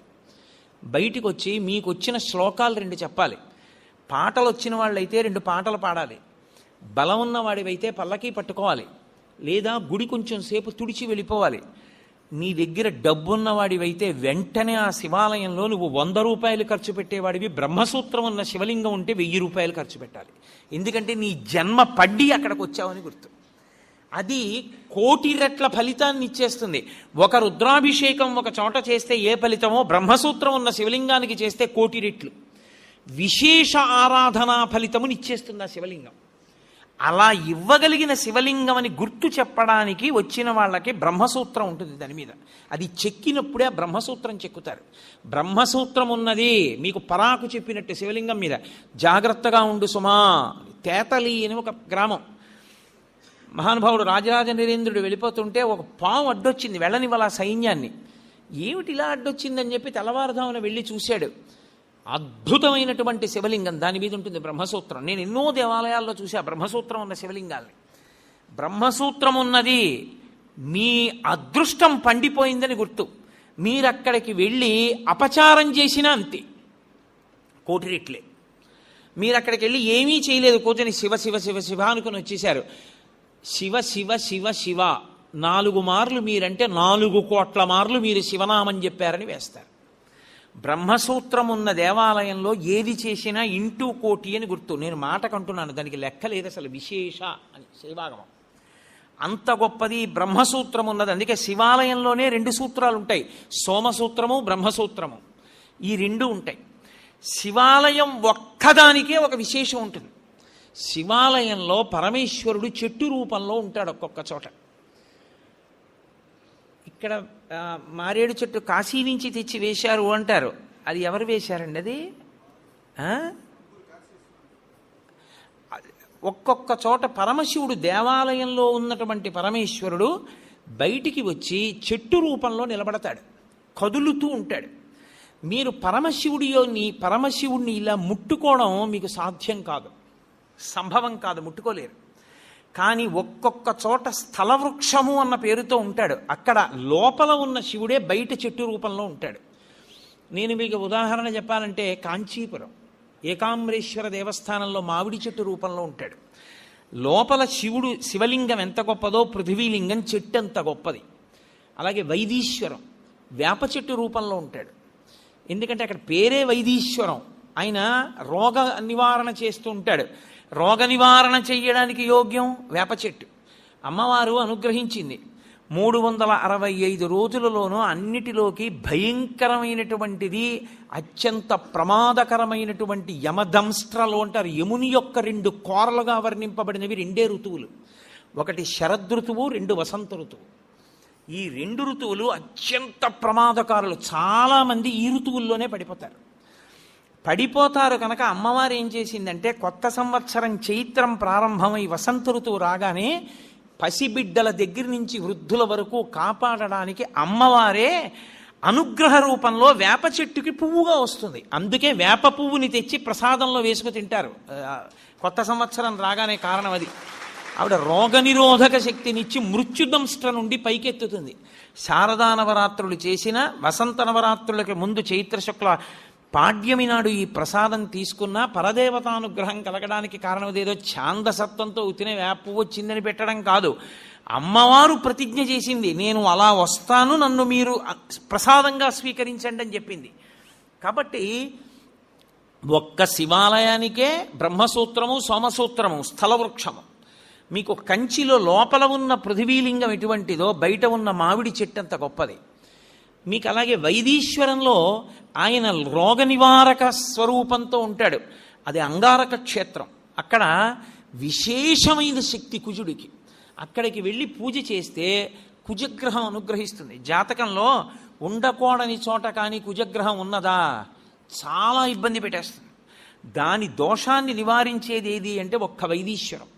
వైదీశ్వరం కుజుడు పరమశివుని యొక్క కుమారుడు. అందుకే అక్కడ వైదీశ్వరంలో మహానుభావుడు రోగ నివారణ చేసేవాడుగాను ఉంటాడు వైద్యుడిగా. ప్రథమో దైవ్యోభిషక్ అని రుద్రాధ్యాయంలో ఆయనకి పేరు. ఆయనే ప్రథమ వైద్యుడు. ఆయన రోగములను నివారించడానికి దేవాలయం బయట వేప చెట్టు రూపంలో ఉంటాడు. అలాగే జంబుకేశ్వరం జలలింగం, జంబుకేశ్వరంలో నేరేడు చెట్టు రూపంలో ఉంటాడు, స్థలవృక్షం. దేవాలయం వెనకాతలే ఉంటుంది నేరేడు చెట్టు. అలాగే మధ్యార్జునం అని ఒక క్షేత్రం, మహాలింగము అంటారు దాన్ని. చంద్రశేఖరేంద్ర సరస్వతి మహాస్వామి వారికి కామకోటి పీఠాధిపత్యం వహించిన మహాపురుషులు, వారే కదలాడిన శివస్వరూపం. వారికి మధ్యార్జున క్షేత్రం అంటే ప్రాణం. ఏ అభిషేకం జరిగినా, ఏ పూజ జరిగినా వారికి ప్రసాదం పట్టుకొచ్చేవారు అర్చకులు. మధ్యార్జునం ఇప్పటికీ అక్కడ ఒక మాట చెప్తారు, మధ్యార్జున క్షేత్రంలో అభిషేకం చేస్తే, శ్రీకాళహస్తి క్షేత్రంలో దక్షిణామూర్తి ఎదురుగుండా ఉంటుందో శివలింగం, మీకు 4 వైపులా గోడలుండి పైన ఆచ్ఛాదన ఉండదు, కప్పీరు, పైన కప్పు ఉంటుంది శివాలయాలకి. ఒక్క దక్షిణామూర్తి ఎదురుగుండా ఉన్నటువంటి శివలింగాన్ని మహామృత్యు దోష నివారక లింగము అంటారు, మృత్యుంజయ లింగము. దానికి ఆచ్ఛాదన ఉండదు. అంతటా క్షామం వచ్చేసి ఇంకా తినడానికి తిండి లేక పశువులు కూడా చచ్చిపోతే అప్పుడు ఏం చేస్తారంటే 4 గోడల మీద అర్చకులు నిలబడతారు. నిలబడి 4 గోడల మించి శివలింగానికి అభిషేకం చేసి కుంభం పోస్తారు, అన్నాభిషేకం చేసి వదిలిపెడతారు. అంటే మరనాడు తలుపులు తీస్తే కుంభవృష్టి కింద పడుతుంది వాన. ఒకసారి జరిగింది శ్రీకాళహస్తి వల్ల. శివలింగం దేశ సమస్యలకి కూడా పరిష్కారం అయి ఉంటుంది. అందుకని మహాలింగము మధ్యార్జునం. ఆ క్షేత్రం పేరు అర్జున క్షేత్రం. అర్జునం అంటే తెల్లమద్ది, తెల్లమద్ది చెట్టు రూపంలో ఉంటాడు పరమశివుడు. అసలు నమో వృక్షేభ్యో హరికేశేభ్యో అని ఆయన యొక్క రూపము తెల్లమద్ది చెట్టుగా ఉంటుంది. మీరు ఎప్పుడైనా తెల్లమద్ది చెట్టు చూశారో లేదో నాకు తెలియదు. తెల్లమద్ది చెట్టు చూస్తే తెల్లటి వ్యక్తి ఎలా ఉంటాడో అలాగే ఉంటుంది. మేము మధ్యార్జునం వెళ్ళినప్పుడు తలుపులు వేసేశారు, మహానైవేద్యం టైం అయిపోతోంది. మా శంకర్ గారు అన్నగారు, మల్లన్న గారు, మహానుభావుడు, ఏ పనైనా సాధించగలడు. ఆయన మొత్తానికి అర్చకుల్ని పట్టి తలుపులు తెరిపిస్తే వెళ్ళి ఆ మధ్యార్జునంలో ఆ అర్జున వృక్షాన్ని ముట్టుకుని వచ్చాం కదండి. ఆ దేవాలయం ఒక్క దేవాలయానికే శివాలయాల్లో ఒక నియమం, ఏ ద్వారంలోంచి మీరు లోపలికి వెళ్ళారో అందులోంచి బయటికి రాకూడదు, వేరు ద్వారంలోంచి బయటికి వెళ్ళాలి. పాపాలన్నీ బయట నించుంటాయి, ఎక్కడ పట్టుకుంటాయోనని, మళ్ళీ వస్తాడని. ఇంకో ద్వారంలోంచి వెడితే పాపం అక్కడతో పోతుంది. మధ్యార్జునం అంత గొప్పది. మధ్యార్జునం గొప్పతనం ఎక్కడుందో తెలుసా? శైవాగమం ఎలా చెప్పిందో ఆ ఆలయానికి ఉపాలయాలుగా అన్ని ఆలయాలు అలా వెలిసాయి. ఒక శివాలయానికి ఈశాన్యంలో ఏదో నటరాజస్వామి ఉండాలి, లేకపోతే కాలభైరవుడు ఉండాలి, పశ్చిమాన సుబ్రహ్మణ్యుడు ఉండాలి, నైరుతి విఘ్నేశ్వరుడు ఉండాలి, అలాగే ఉత్తరాన చండీశ్వరుడు ఉండాలి. ఎలా శైవాగమం చెప్పిందో మధ్యార్జున క్షేత్రానికి అన్ని దిక్కులా అలా వచ్చాయి దేవాలయాలు. అందుకని అసలు దాని చుట్టూ ఉన్న దేవాలయాలు ఉపాలయాలయ్యి ఈ లింగం మహాలింగం అయింది. అందుకని దానికి ఆ లింగాన్ని, అన్ని శివాలయాల్లో ఉన్న శివలింగానికి మహాలింగం అంటారు. కానీ ప్రత్యేకించి మధ్యార్జున క్షేత్రంలో ఉన్న శివలింగానికి ఒక్కదానికే ఒక ప్రత్యేకమైన పేరు, మహాలింగం అనే పిలుస్తారు దాన్ని. ఎంత ప్రీతో చెప్పలేను పరమాచార్య స్వామి వారికి. అక్కడే ఉండే ఏమి నంది, మీరు ఇలా తలెత్తి చూడాలి, అలా ఉంటాడు నందీశ్వరుడు. నందీశ్వరుడు కేవలము శివుణ్ణి చూస్తాడని మీరు అనుకుంటున్నారేమో, తప్పు. నందీశ్వరుని యందు ఒక ప్రత్యేక లక్షణం ఉంది. ఆయన విశేషానుగ్రహాన్ని మీకు ఇస్తాడు. ఏమిటో తెలుసా? మీకు ఏదో పట్టి పీడిస్తోంది, దోషం తెలియట్లేదు. ఎందువల్ల ఇలా అవుతోందండి అంటే, ఏ పర్వాలేదు అవుతుంది కానండి, ఏం పర్వాలేదండి అంటుంటారు. దోషం పట్టుకోలేరు. అది ఎందుకు వస్తుందో తెలుసా? ఎక్కడో మహాత్ముల మనసు కష్టపెట్టడమో, లేకపోతే ఏదో చెయ్యకూడని దోషం ఏదో చేశారు, అది జాతకంలోకి దొరకదు, పీడిస్తూ ఉంటుంది. మీకు దొరకని దోషం పోవాలి అంటే ఒక్క నంది అభిషేకానికే పోతుంది. అది ఎప్పుడో తెలుసా? ఎప్పుడు పడితే అప్పుడు చేయడానికి వీల్లేదు. త్రయోదశి నాటి సాయంకాలం శివాలయంలో శివలింగానికి పొద్దున్న అభిషేకం అయిపోతుంది కాబట్టి అలంకారం చేసేసి రుద్రాధ్యాయంతో నందీశ్వరుడికి అభిషేకం చేస్తారు. అభిషేకం చేసి నంది మూర్తినంతటినీ కడిగి అలంకారం చేసి చందనం బొట్టి బొట్టు పెట్టి నందీశ్వరుడికి శివలింగానికి ఏకకాలంలో హారతిత్తితే సమస్త దోషములు ఉపశాంతి పొందుతాయి. ఒక్క త్రయోదశి నాడే. ఇక ఇంకొక రోజు లేదు దానికి. దోష నివారణార్థం చేసేటటువంటి అభిషేకం నందీశ్వరుడికి ఉంది ప్రదోష వేళలో. జాతకంలో వచ్చేటటువంటి అంత గొప్ప గొప్ప దోషాల్ని కూడా నివృత్తి చెయ్యగలిగిన శక్తి ఎక్కడ పటమరిస్తుందంటే శివాలయంలో పటమరిస్తుంది. అందుకే త్రయోదశి అభిషేకము అంటారు. దానికి నంది దగ్గర బయలుదేరి ప్రదక్షిణం చేసి నంది దగ్గరికి రావాలి. దానికి ఒక ప్రత్యేకమైన ప్రదక్షిణ విధానం ఉంటుంది. ఆ ప్రత్యేక ప్రదక్షిణ విధానంలో ప్రదక్షిణం చేసి మళ్ళీ నంది దగ్గరికి వస్తారు. దాన్ని నంది నమస్కారము అని పిలుస్తారు. దాని చేత శివానుగ్రహం పరిపూర్ణంగా కలుగుతుంది. తీర్థం తల మీద చల్లితే చాలు. ఎప్పుడైనా జరిగిందా ఇక్కడ నందికి అభిషేకం? త్రయోదశి నాడు దోష నివారణార్థ శివాభిషేకము అని చేస్తారు. హరిప్రసాద్ గారి చెవిలో పడింది కాబట్టి అయిపోయినట్టే.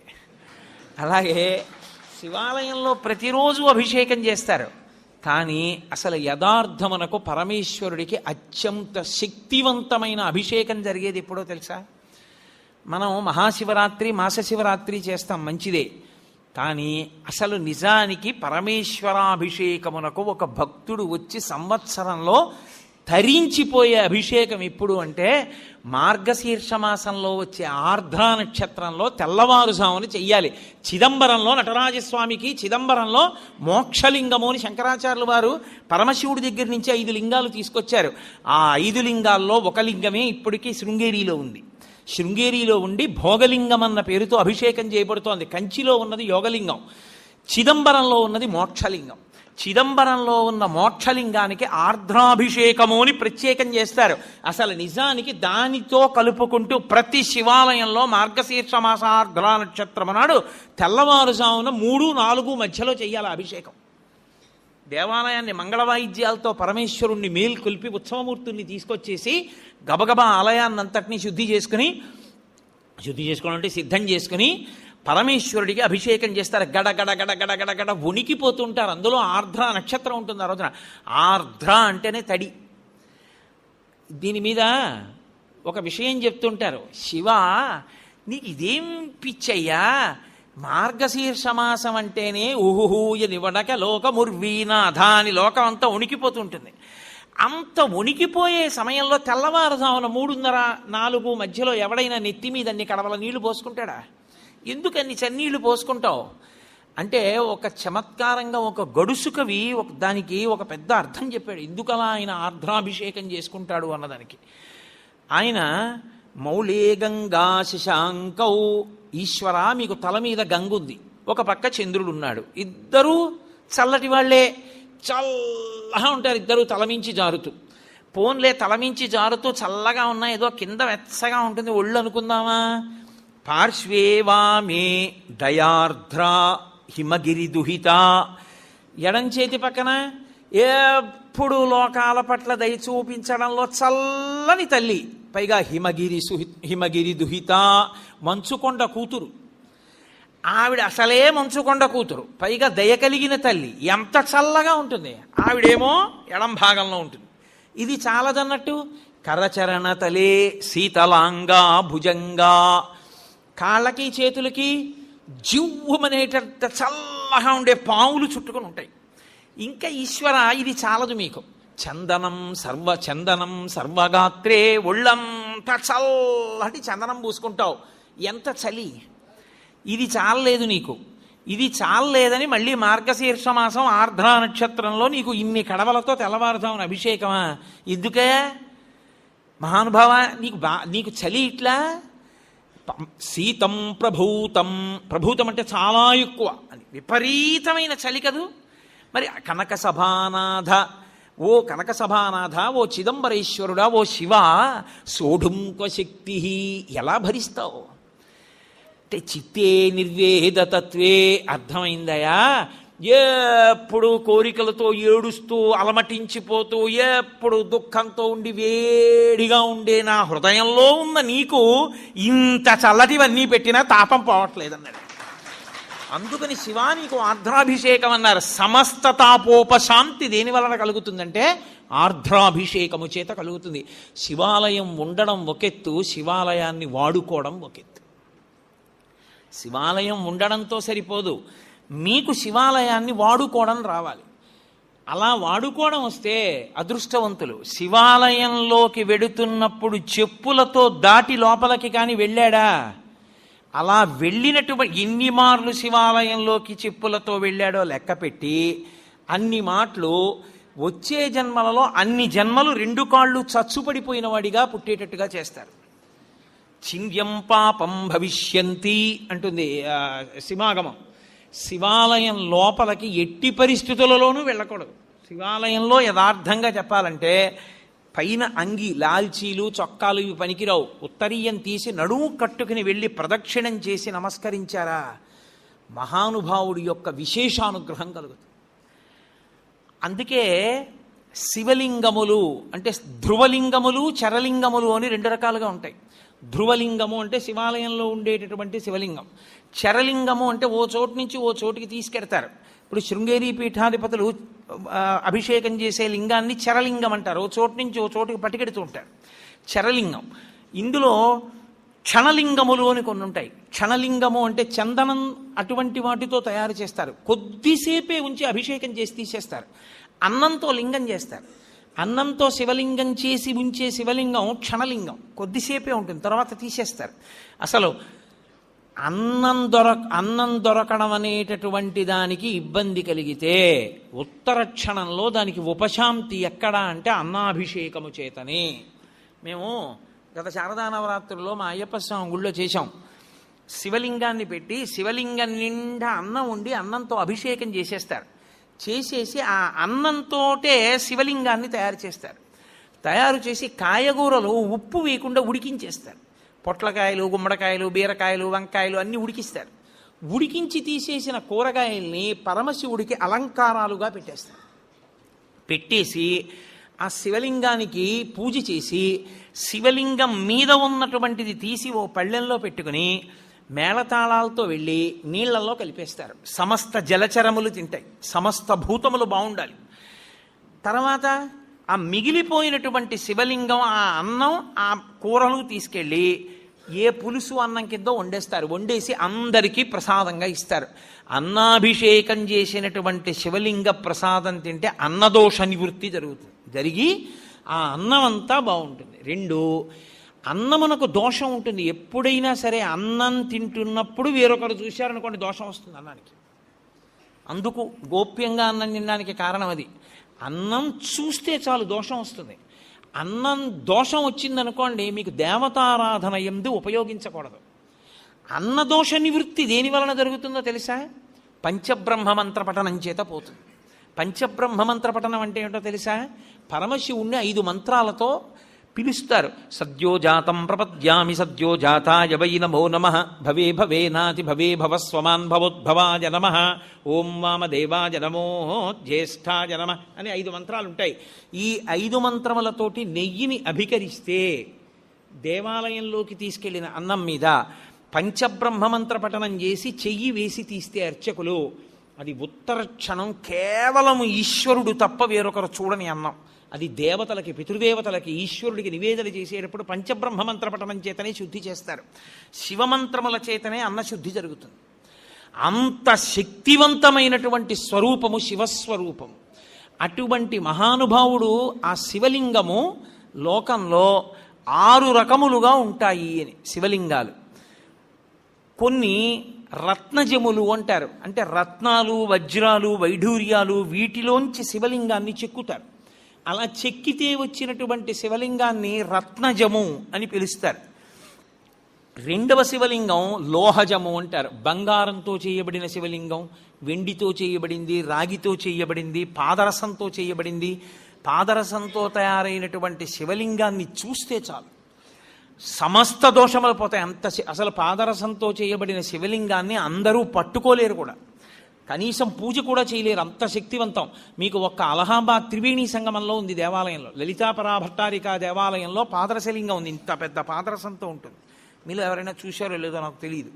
కాబట్టి అటువంటి వాటిని లోహజలింగములు అని పిలుస్తారు. మూడవది సైకతలింగము అంటారు. అంటే పృథివీలింగం తయారు చేశారు అంటారు. అప్పటికి ప్రయోజనాన్ని నెరవేర్చడానికి మట్టితో, ఇసుకతో తయారు చేస్తారు. అలా తయారు చేసిన శివలింగం సైకతలింగము అంటారు. శైలజము, శైలజము అంటే రాతితో చెక్కిన శివలింగం శైలజలింగము అంటారు.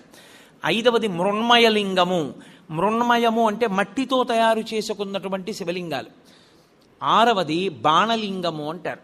అంటే అది దైవీలింగము అంటారు. అది పరమేశ్వరుని యొక్క అనుగ్రహం చేత అలా చాలా విచిత్రంగా వస్తుంది ఆ శివలింగం. మీకు ఆ శివలింగాలు ఎక్కడున్నాయి అంటే విశాఖపట్నం దగ్గర అరకు లోయ అని ఒక లోయ ఉంది. ఆ అరకు లోయ లోపలికి మీరు వెడితే గుహల్లోకి ఆ గుహ లోపల నుంచి గుహ ఉపరితలం నుంచి చుక్క చుక్క నీరు కింద పడుతుంది. అది అలా ఎందుకు పడుతుందో ఎవరికీ తెలియదు. ఒక చుక్క నీరు పైనుంచి ఇలా కింద పడిందనుకోండి, చుక్క తగలగానే భూమి ఇలా పొటమరిస్తుంది. ఇంకో చుక్క పడిందనుకోండి, ఇంకొంచెం పొటమరిస్తుంది. ఇంకొంచెం పడిందనుకోండి, ఇంకొంచెం పొటమరిస్తుంది. అలా చుక్క పడినప్పుడల్లా భూమి ఇలా పైకి లేస్తుంది. అది నేను చెప్పినంత కనపడదు మీకు, వెంట్రుక వాసి లేస్తూ ఉంటుంది భూమి. అది కొన్ని సంవత్సరములు అయ్యేటప్పటికీ ఆ నీటి చుక్క పడుతూ ఇది లేస్తూ ఇది పైకి లేచి ఉపరితలాన్ని అంటుకుంటుంది. అలా పైకి లేచినటువంటి లింగములను దైవీ లింగములు అని పిలుస్తారు. అవి పరమేశ్వరుని యొక్క అనుగ్రహం చేత ప్రకృతిలో ఏర్పడుతుంటాయి. అలా ఏర్పడేటటువంటి శివలింగములు అవి అద్భుతమైనటువంటి శివలింగాలు. ప్రతిష్టాస్వరూపంలోకి కూడా వాటిని తీసుకుంటారు. తీసుకుని దారుజలింగములు అని ఒకటి కొయ్యతో చేస్తారు. కొయ్యతో చేసిన లింగాన్ని దారుజలింగము అంటారు. ఇక ఇవి శివలింగాలైతే ప్రతిష్టా కల్పమును అనుష్ఠించి మీకు ఒక శివలింగం దగ్గర చేసినటువంటి ఆరాధన కన్నా ఇంకొక శివలింగం దగ్గర చేసిన ఆరాధన మిక్కుట ఫలితాన్ని ఇస్తుంది.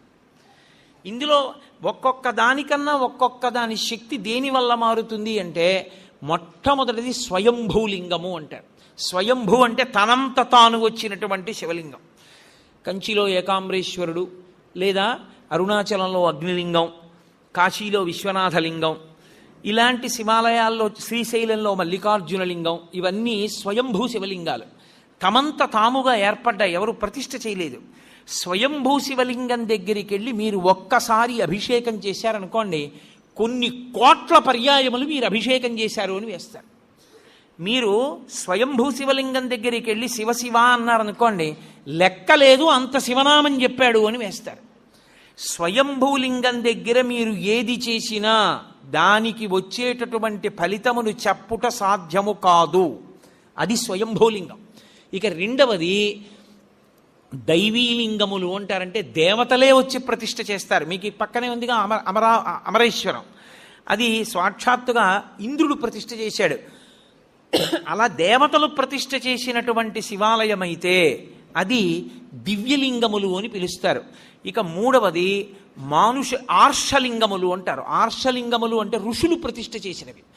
ఋషులు ప్రతిష్ఠ చేసిన శివాలయం దగ్గరికి వెళ్ళి శివలింగం దగ్గరికి వెళ్ళి మీరు ఏదైనా ఓ పూజ చేశారనుకోండి, 1,00,000 మార్లు చేసినట్లు మీ ఖాతాలో వేస్తారు. ఓ మారేడుదలం ఋషి ప్రతిష్ఠ చేయబడిన అగస్త్య ప్రతిష్ఠ శివలింగము అన్నారనుకోండి, మీరు బిల్వదళం వేశారనుకోండి, 1,00,000 మార్లు వేశారని గుర్తు. అందుకే యాత్ర చేసేటప్పుడు గురువుగారితో చెయ్యండి అని ఎందుకంటారో తెలుసా? ఈ తేడా తెలియడానికి. లేకపోతే అక్కడ నువ్వు గిరగిరా తిరిగి వచ్చేస్తే ఏమి సంపాదిస్తావు అక్కడికి వెళ్ళి?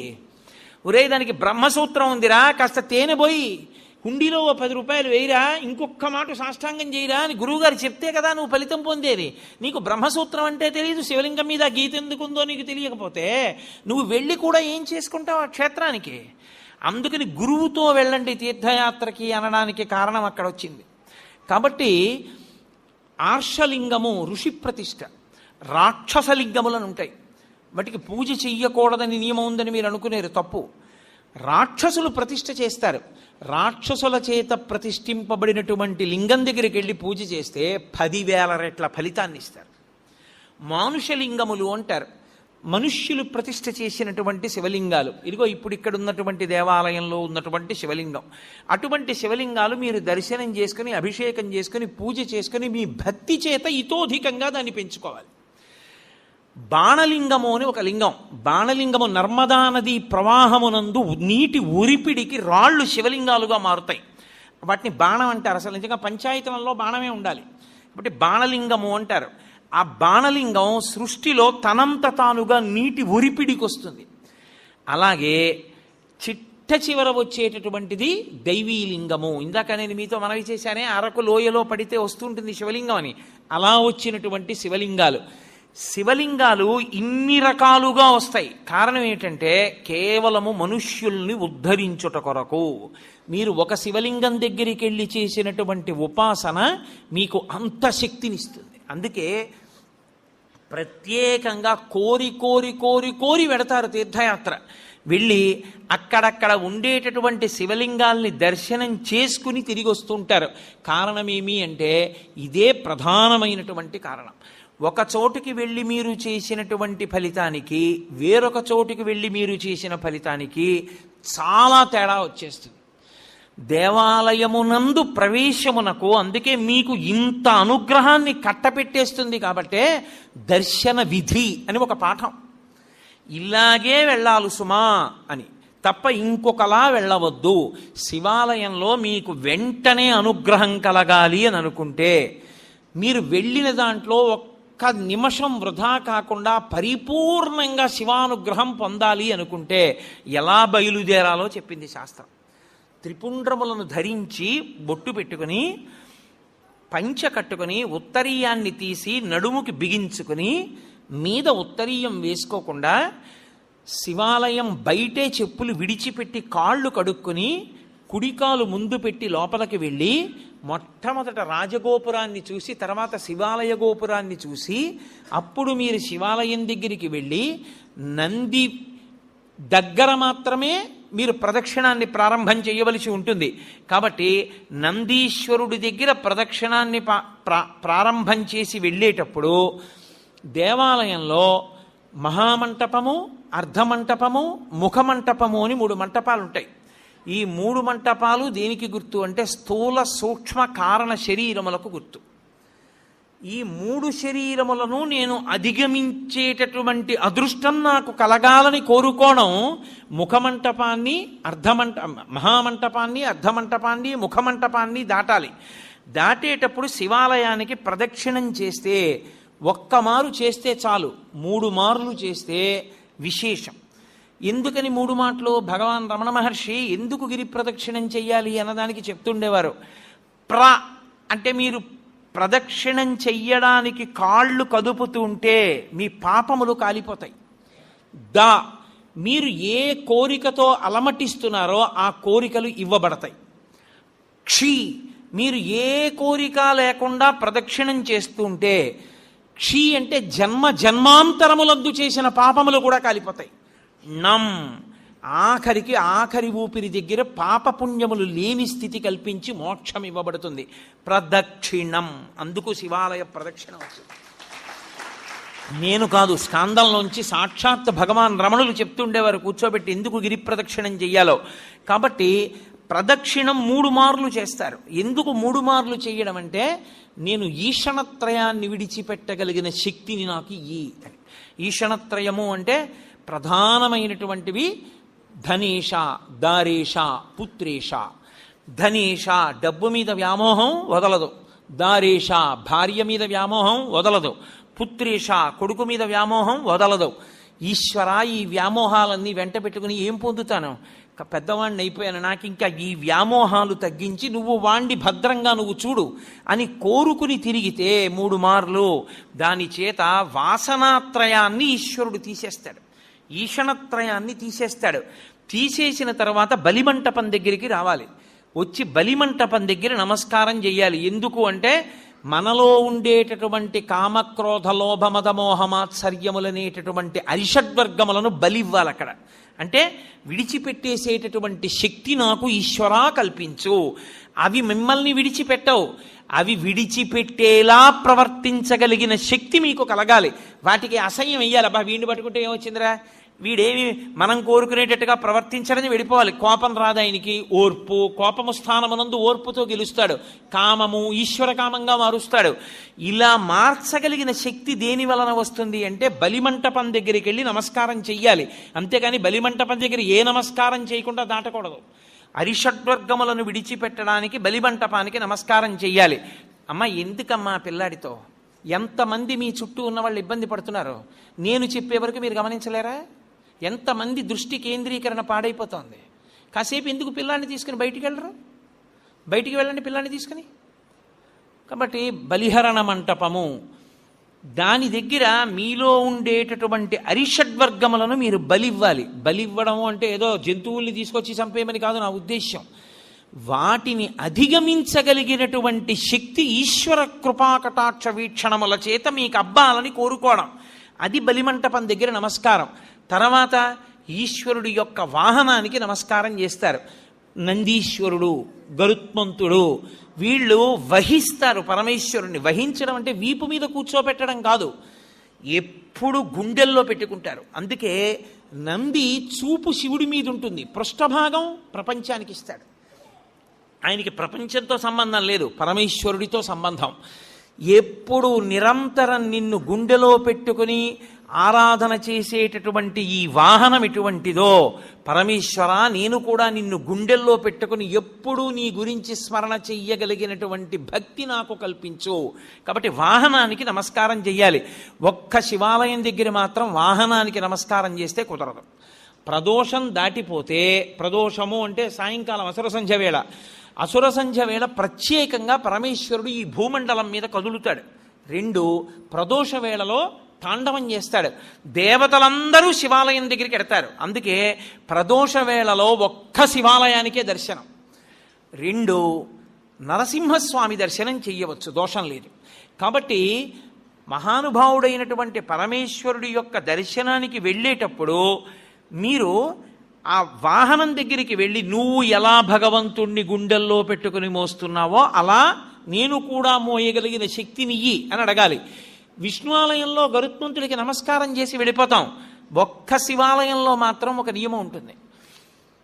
పగటి పూట అంతా శివలింగం ఒక్కటే ఉంటుంది దర్శనానికి యోగ్యంగా. సాయంకాలం అయిపోతే సాధారణంగా కవచం పెట్టేస్తారు. కవచము అంటే రూపాన్ని పెట్టేస్తారు. ఇగో ఈ వెనకాతల ఉన్న రూపం ఎలా ఉంటుందో అటువంటి దాన్ని శివలింగానికి తొడిగేస్తారు. ఒకసారి కానీ శివలింగానికి కవచం తొడిగారా ఇక మీరు నంది యొక్క శృంగముల నుండి చూడకూడదు. అలా కానీ కవచం తొడిగి లేదా మీరు తిన్నగా నిలబడి శివలింగాన్ని చూడకూడదు. అప్పుడు చూసేటప్పుడు మాత్రం మీకు అదృష్టం పండిందని గుర్తు. కవచం పెట్టకముందు మీరు శివాలయంలోకి వెళ్ళారంటే మీ భాగ్యం పండిందని గుర్తు. ఎందుకో తెలుసా? ఈ సమస్త ప్రపంచమునందు కేళి చేసే శివస్వరూపం దర్శనం అవ్వాలంటే నందీశ్వరుడికి ఆయన ఇలా ఉంటే మీకు ఎడం పక్కన నంది ఉండేటట్టుగా వచ్చి మీ ఎడం చేత్తో ఆయన యొక్క పృష్ఠభాగంలో అవయవాన్ని ఒక్క లిప్తకాలం పట్టుకోవాలి. కుడి చేతి బొటన వేలు చూపుడు వేలు శృంగముల మీద ఉంచాలి. ఉంచి వృషస్య వృషణం స్పృష్ట్వా శృంగమధ్యే శివాలయం దృష్ట్వా క్షణం నరోయాతి కైలాసే శివదర్శనం ఇలా పెట్టి తర్వాత ఎడం చేత్తో పట్టుకుని ఒక్కసారి ఇలా నొక్కి వదిలేయాలి. అలా నొక్కి వదిలినప్పుడు ఆయన ఊపిరి అని ఆగుతుంది. ఆయన ఊపిరిలో సయ్యాటలాడుతుంటాడు ఊయలలో శివుడు. ఆ ఊయల ఆగుతుంది. ఆగినప్పుడు ఆ శివలింగాన్ని ఒక్కసారి చూసిన వారెవరో వాడు కైలాసమునకు వెళ్ళి పరమేశ్వర దర్శనం చేశాడని వేస్తారు ఖాతాలో. అది శైవాగం. కైలాసే శివం దృష్ట్యా కైలాసమునందు పరమశివ దర్శనం చేశాడు. కవచం పెట్టేశారనుకోండి ఇక చూడకూడదు. అలాగా నిర్మాల్యాన్ని శివాలయంలో ఎప్పుడూ నందీశ్వరుడి మీద విసర్జించరాదు, మహాదోషం. నందీశ్వరుడి మీద మీరు శివాలయంలో ప్రసాదాన్ని పెట్టకూడదు. మారేడు దళాలు కానీ పువ్వులు కానీ మీకు ఇచ్చిన వాటి మీద కానీ నంది మీద పెడితే అనేక రకములైన పాపములు మిమ్మల్ని చుట్టుకుంటాయి. ఎందుకో తెలుసా? శివాలయంలో ప్రసాదాన్ని శివాలయంలో వదిలిపెట్టి మీరు వెళ్ళకూడదు. ప్రసాదం అంటే అనుగ్రహం, మీరు తీసుకెళ్ళాలి. కానీ ఎలా తీసుకెళ్లాలన్న దానికి మాత్రం నియమం ఉంది. శంకరాచార్యుల వారు సౌందర్యలహరి చేస్తూ చెప్తారు, నివృత్యై చండాంశస్త్రిపురహర నిర్మాల్య విముఖై అంటారు. చండీశ్వరుడు మనలాగే మనుష్యుడిగా పుట్టాడు. అపారమైన శివభక్తితో శివ కుటుంబంలో ఒకడయ్యాడు. ఆయనకి పరమశివుడు వరం ఇచ్చాడు. లోకంలో ఎవరికైనా సరే నియమం ఒకటి ఉంటుంది. వారి యొక్క ఉచ్ఛిష్టాన్ని, వారి యొక్క శేషాన్ని తినేటటువంటి అధికారం ఎవరిది అంటే భార్యది. మంచినీళ్లు తాగగా ఇంకా నీళ్లు మిగిలితే ఆ గ్లాసు తీసేటటువంటి అధికారము భార్యది. తన విస్తట్లో భోజనం చేసిన తర్వాత మిగిలిన పదార్థాన్ని తినడానికి అధికారం ఉన్నది భార్యయే. ఇతరులకు ఎవ్వరికీ అధికారం లేదు. అలా ఒక్క భార్య తినాలి. పరమశివుడు లోకమునకు మొట్టమొదటి మహానుభావుడు. అయినా కూడా ఆయన చండీశ్వరుడికి ఒక వరం ఇచ్చాడు. నేను తినగా మిగిలినదేదో అది పార్వతి కూడా ముట్టడానికి వీల్లేదు, నువ్వు తింటావు. కాబట్టి నివృత్యై చండాంశ త్రిపురహర నిర్మాల్య విముఖై. అందుకే మీరు శివాలయంలో కొబ్బరికాయ ఇచ్చారనుకోండి, కొట్టి మీకు ఇచ్చారనుకోండి, మీరు దాన్ని ప్రీతితో చూడకూడదు. దాన్ని అలా చేత్తో పట్టుకుని మారేడు దళాలు చండీశ్వరుడి దగ్గరికి వెళ్ళాలి. చండీశ్వర స్థానంలో ఆయన ఎప్పుడు ధ్యానముద్ర యందు కూర్చుని ఉంటాడు. దురదృష్టం ఏంటంటే చండీశ్వర స్థానం మీద ఏ శివాలయంలోనూ శ్రద్ధ ఉండదు. మీరు చూడండి, ఎప్పుడైనా ఏ శివాలయంలోనైనా ఎండిపోయి వెలవెలబోతున్నట్టు ఉంటాడు. అసలు శివాలయంలో 8వ శివస్వరూపం అది, అంత జాగ్రత్తగా ఉంచాలి దాన్ని. అక్కడికి వెళ్ళి మీరు చిటికె వెయ్యాలి. చిటికెల చండీశ్వరుడు అంటారు. ఆయనకి చెవుడు కాదు, ఆయన ధ్యానమునందు ఉంటాడు. ఆయన కళ్ళు విప్పుతాడు, కళ్ళు విప్పి చూస్తాడు, ఎందుకు చిటిక వేశావు అని. అయ్యా, నేను తీసుకెళ్ళకూడదు తిన్నగా, శివుడికి ఇవ్వగా మిగిలింది ఏదైనా మీకు ఇవ్వాలి. కొబ్బరికాయ కొడితే ఓ చెక్క శివుడి దగ్గర ఉంది, ఓ చెక్క మీకు ఇచ్చారు, అది చండీశ్వరుడికి వెళ్ళాలి. కానీ ప్రసాదంగా తీసుకెడదాం అనుకుంటున్నాను, మీరు అనుగ్రహించండి, ఇలా చూపించాలి. మీరు పట్టుకెడుతున్న దాంట్లో ఏదో కొద్దిగా అలా చూపించాలి. చూపిస్తే ఆయన చూసి సంతోషిస్తాడు, తీసుకో, నేను ఇచ్చాను నీకు ప్రసాదం అంటాడు. ఇప్పుడు చండి ముఖంగా మీకు ప్రసాదం రావాలి, అంతేగాని నందీశ్వరుడు వదిలిపెట్టమని ఏ శివాగమంలో ఉందో నాకు చూపించండి. ఎక్కడా లేదు. ప్రతి దేవాలయంలో అర్చకులు చేస్తున్న తప్పది. నందీశ్వరుడి మీద పెట్టేయండి అని చెప్తున్నారు, పరమదోషం. నంది మీద పెడితే కింద పడుతుంది, కింద పడితే వెనక వచ్చినవాడు తొక్కుతాడు, తొక్కితే ఆ పాప నీకు అడికి పెడుతుంది. పుష్పదంతుడని శివమహిమ్నా స్తోత్రం చేశాడు. ఆయన అదే పనిగా రాజుగారి తోటలో పువ్వులన్నీ పట్టుకుపోతుండేవాడు. పట్టుకుపోతుంటే కనపడేవాడు కాడు గంధర్వుడు. రాజుగారికి కోపం వచ్చింది, వీడిని పట్టుకోలేకపోతున్నాం, శివాలయంలో వాడినటువంటి పువ్వులు తెచ్చి చల్లండి కింద ఆకులు. వాడు రాత్రి వచ్చి తొక్కుతాడు, వాడి శక్తి పోతుందన్నాడు. చల్లేశారు. ఆయన తెలియక భూమి మీద దిగాడు పూల తోటలో, తొక్కగానే ఆయన శక్తి పోయింది, పట్టుకుని బంధించారు. అప్పుడు ఆయన శివమహిమ్నా స్తోత్రం చేశాడు. నందీశ్వరుడి దంతాల మీద ఉంటాయి ఇప్పటికీ ఆ శివమహిమ్నా స్తోత్ర శ్లోకాలు. ఒకప్పుడు నేను మహాభక్తుడను, ఆయన వెళ్ళి పరమేశ్వరుడి దగ్గర శివమహిమ్నా స్తోత్రం జరిగితే నంది పళ్ళికి లిజ్జట్టిలాగా ఆయన పళ్ళ మీద కనబడ్డాయి శ్లోకాలు. ఇక్కడ నువ్వు జరుగుతాయంటే నా పళ్ళ మీద రాసుకున్నాను బట్టి నేను అంత శక్తివంతములు శివమహిమ్నా స్తోత్రం. కాబట్టి ఆ గంధర్వుడు శివమహిమ్నా స్తోత్రం చేస్తే మళ్ళీ శక్తి వచ్చి వెళ్ళిపోయాడు. కాబట్టి శివనిర్మాల్యాన్ని తొక్కకూడదు. తొక్కకూడని శివనిర్మాల్యాన్ని ఆ నందీశ్వరుడి మీద పెట్టించడం ఏంటి, తప్పు కాదు. విభూతి దాని మీద చల్లేయండి అన్నాం, నిర్మాల్యం నంది మీద పెట్టి వెళ్ళిపోండి అన్నాం. అసలు శివాలయంలో ఉన్న అర్చకులు మొదట తెలుసుకోవాలి అది. అలా మనం చెప్పకూడదు. చండీశ్వర స్థానానికి చూపించి మీరింటికి పట్టుకెళ్ళండి అని చెప్పాలి. ఆ మారేడు దళం చక్కగా మీరింటికి పట్టుకెళ్ళచ్చు, కళ్ళకు అద్దుకోవచ్చు, ఎక్కడో నీళ్లలోనో మొక్కలోనో పెట్టేసేయచ్చు. మీ ఇంటికి పట్టుకెళ్ళాలి, గడప దాటాలి ప్రసాదం. గడప దాటి ఇంటికి వస్తేనే శివానుగ్రహం. మీరు ఎక్కడో వదిలిస్తే ఇంకా ప్రసాద తిరస్కారం చేస్తే మీకు అనుగ్రహం ఎక్కడి నుంచి వస్తుంది? మీరు నంది మీద పెట్టి కింద బారేసి అదే ప్రసాదం తీసుకోవాల్సిన విధానం శివానుగ్రహాన్ని పొందడానికి. కాబట్టి ఒక్క శివాలయంలో మాత్రం వాహనం దగ్గరికి వెళ్ళేటప్పటికి నియమం మారుతుంది. అక్కడికి వెళ్ళి నమస్కారం చేసి వెళ్ళిపోతానంటే కుదరదు. మీరు కవచం పెట్టకపోతే ఆయన శృంగములలోంచి శివదర్శనాన్ని చెయ్యవలసి ఉంటుంది. చేశారు, ప్రదక్షిణం చేసి వచ్చారు, ప్రదక్షిణం చేశారు, 3 మంటపములను దాటారు. ఇప్పుడు మీరు శివసన్నిధి యందు నిలబడ్డారు. నిలబడితే లోపల ఎప్పుడైనా సరే ఒక విషయాన్ని జ్ఞాపకం పెట్టుకోండి, ఏ దేవాలయం లోపల అయినా విద్యుత్ దీపం వెలిగితే ఉత్తర క్షణంలో ఏ పని చేసినట్లు గుర్తో తెలుసా? మీ గురువు గారి పట్ల మీరు అపచారం చేశారని గుర్తు. మీ గురువుని తిరస్కరిస్తే, మీ గురువుకి అపచారం చేస్తే, మీ గురువుని విమర్శిస్తే, మీ గురువుని చులకన చేస్తే ఏ దోషం వస్తుందో అంతరాలయంలో విద్యుత్ దీపం పెడితే అదే దోషం వేస్తారు. అందుకే మీరు ఇప్పటికీ చూడండి, ఏ పెద్ద పెద్ద గుళ్ళల్లోనూ ఎలక్ట్రిక్ లైట్ వేయరు. ఎందుకు వెయ్యరో తెలుసా?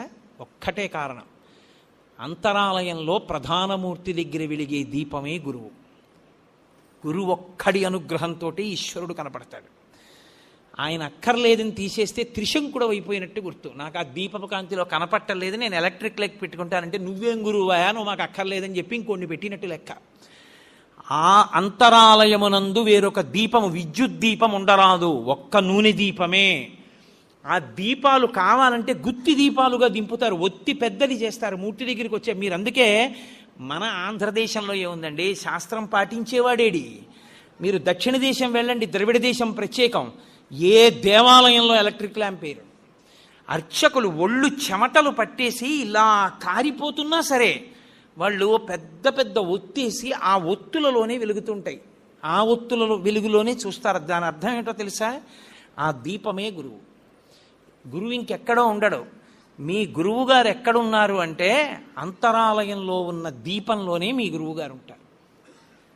ఆయనే గురువుగా చూస్తారు. అందుకే దేవాలయానికి వెళ్ళినప్పుడు ఈశ్వరుడు ఒక్కడే కాదు, గురుదర్శనం కూడా అవుతుంది.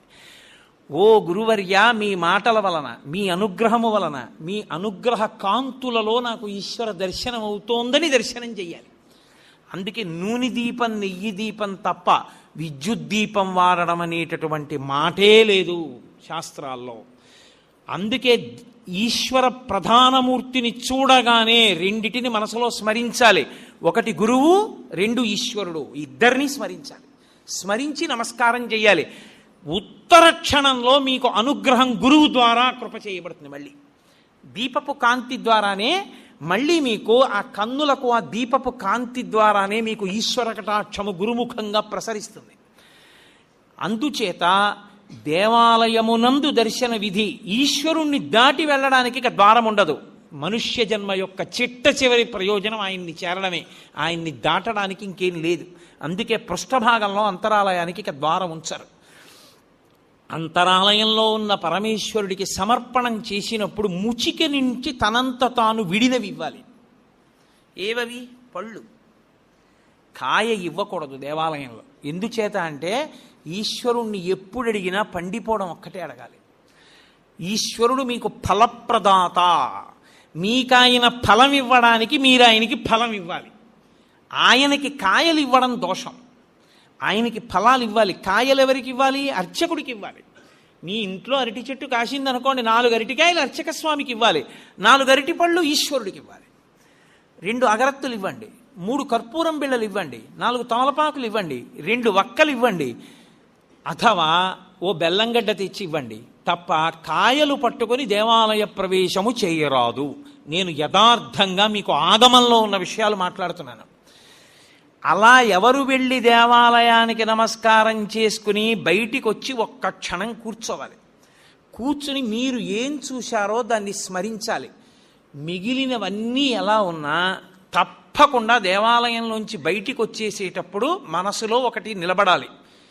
ఆ పక్కన వేలాడుతున్నటువంటి దీపంలో పక్కకి ఉన్న పెద్ద ఒత్తి, దాని వెలుతురు. ఆ వెలుతురులో ఈశ్వరుడు చూడాలి. ముందు గుత్తి దీపం, ఒత్తి, ఒత్తికున్న జ్వాల, జ్వాలలో ఈశ్వరుడు. ఇప్పుడు గురువుగారు, గురువుగారి పాదములు, గురువుగారి అనుగ్రహముగా ఈశ్వరుడు. మీరు సర్వశ్రేయస్సులు పొందేస్తారు. కళ్ళు మూసుకుని ఆ దర్శనం చేసి బయటికి రావాలి. అది ఏ గురువు అనుగ్రహంతో గుడివేపుకి నడిచారో ఆ గురువు అనుగ్రహంతో ఈశ్వర దర్శనం చేసి కృతజ్ఞత చెప్పి పైకొచ్చినట్టు. కాబట్టి ఒక దేవాలయ దర్శన విధి ఈశ్వర దర్శనమునందు తెలిసి చెయ్యి, తెలియక చెయ్యి.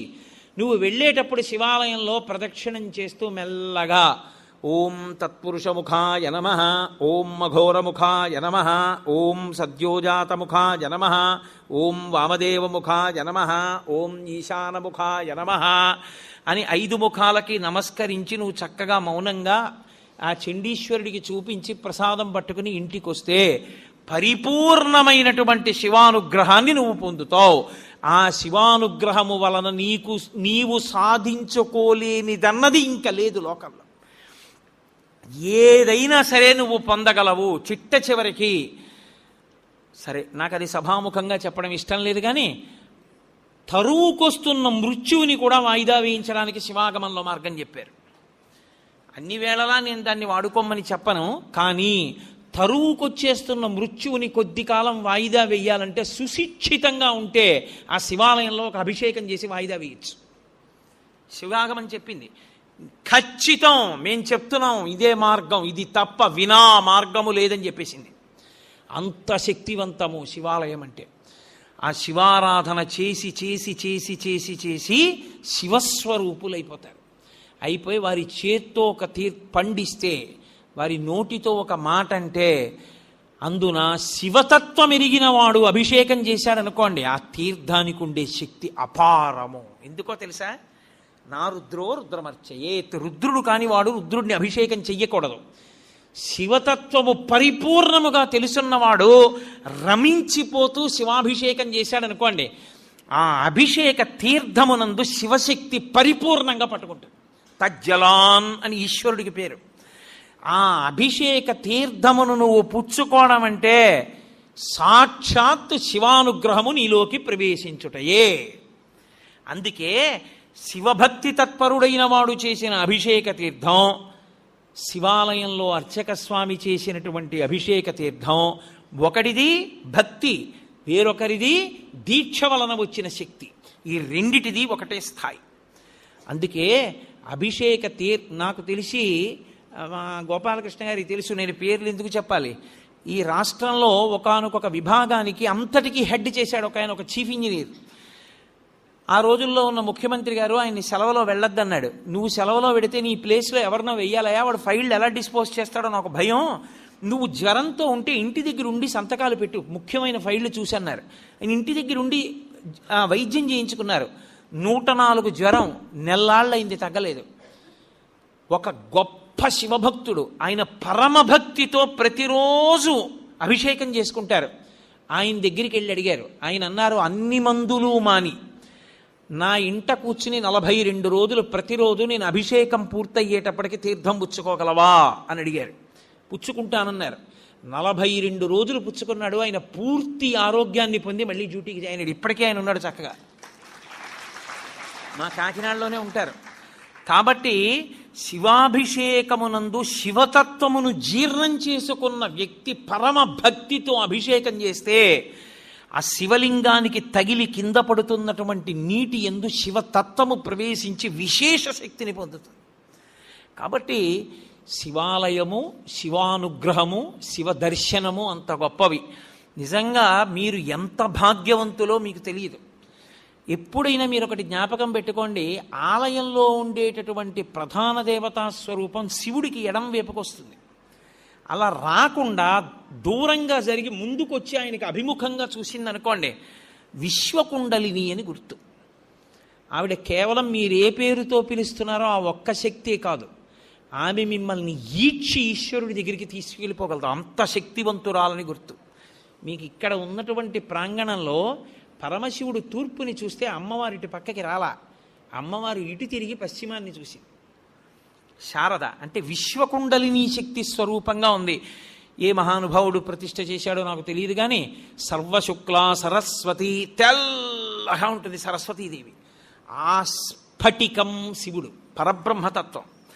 స్ఫటికం, దానికి ఏ రంగు ఉండదు. మీరు ఎర్ర పువ్వు పెడితే ఎర్రగా కనపడుతుంది. అసలు ఆయన నిర్గుణుడు, ఆయన తప్ప వేరొకటి లేదు. విశ్వము ఆయన యందు ఆరోపింపబడింది. ఆ శివస్వరూపం, ఈ శారదాస్వరూపం ఒకటే.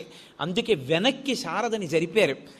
ఈ దేవాలయంలో మీరు చేసుకున్న అదృష్టం అత్యద్భుతం ఏమిటో తెలుసా? నవగ్రహ దేవాలయం. నేను మీతో యథార్థం చెప్తున్నా, ఇప్పటి వరకు నేను ఒక్క చిత్తూరు అవతల ఉన్న నవగ్రహ దేవాలయం తప్ప అక్కడ ఉన్న దేవాలయం దీనికన్నా గొప్పది. ఎందుచేత అంటే అక్కడ చెట్టు కూడా ఉంది. ఏ గ్రహానికి ఏ చెట్టు ఉండాలో ఆ చెట్టు కూడా ఉంది అక్కడ. ఇక్కడ అదొక్కటే లేదు. కానీ శివాలయానికి రామాలయానికి వెనక్కి జరిగింది, అసలు అది గొప్ప. ఇక్కడ ఎంతమంది మహానుభావులు ప్రతిష్టలు చేశారో నాకు స్ఫురణలో లేదు, కానీ అది చాలా గొప్ప. ఎందుకంటే గ్రహానికి ఈశ్వరుడితో సమాన స్థాయి లేదు. 2 అడుగులు వెనక్కి నడిపించారు.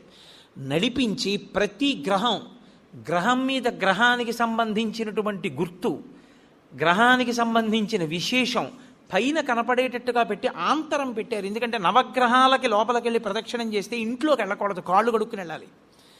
అందుకని బయట ఓ ఆంతరం పెట్టి లోపల ఒక ఆంతరం పెట్టారు.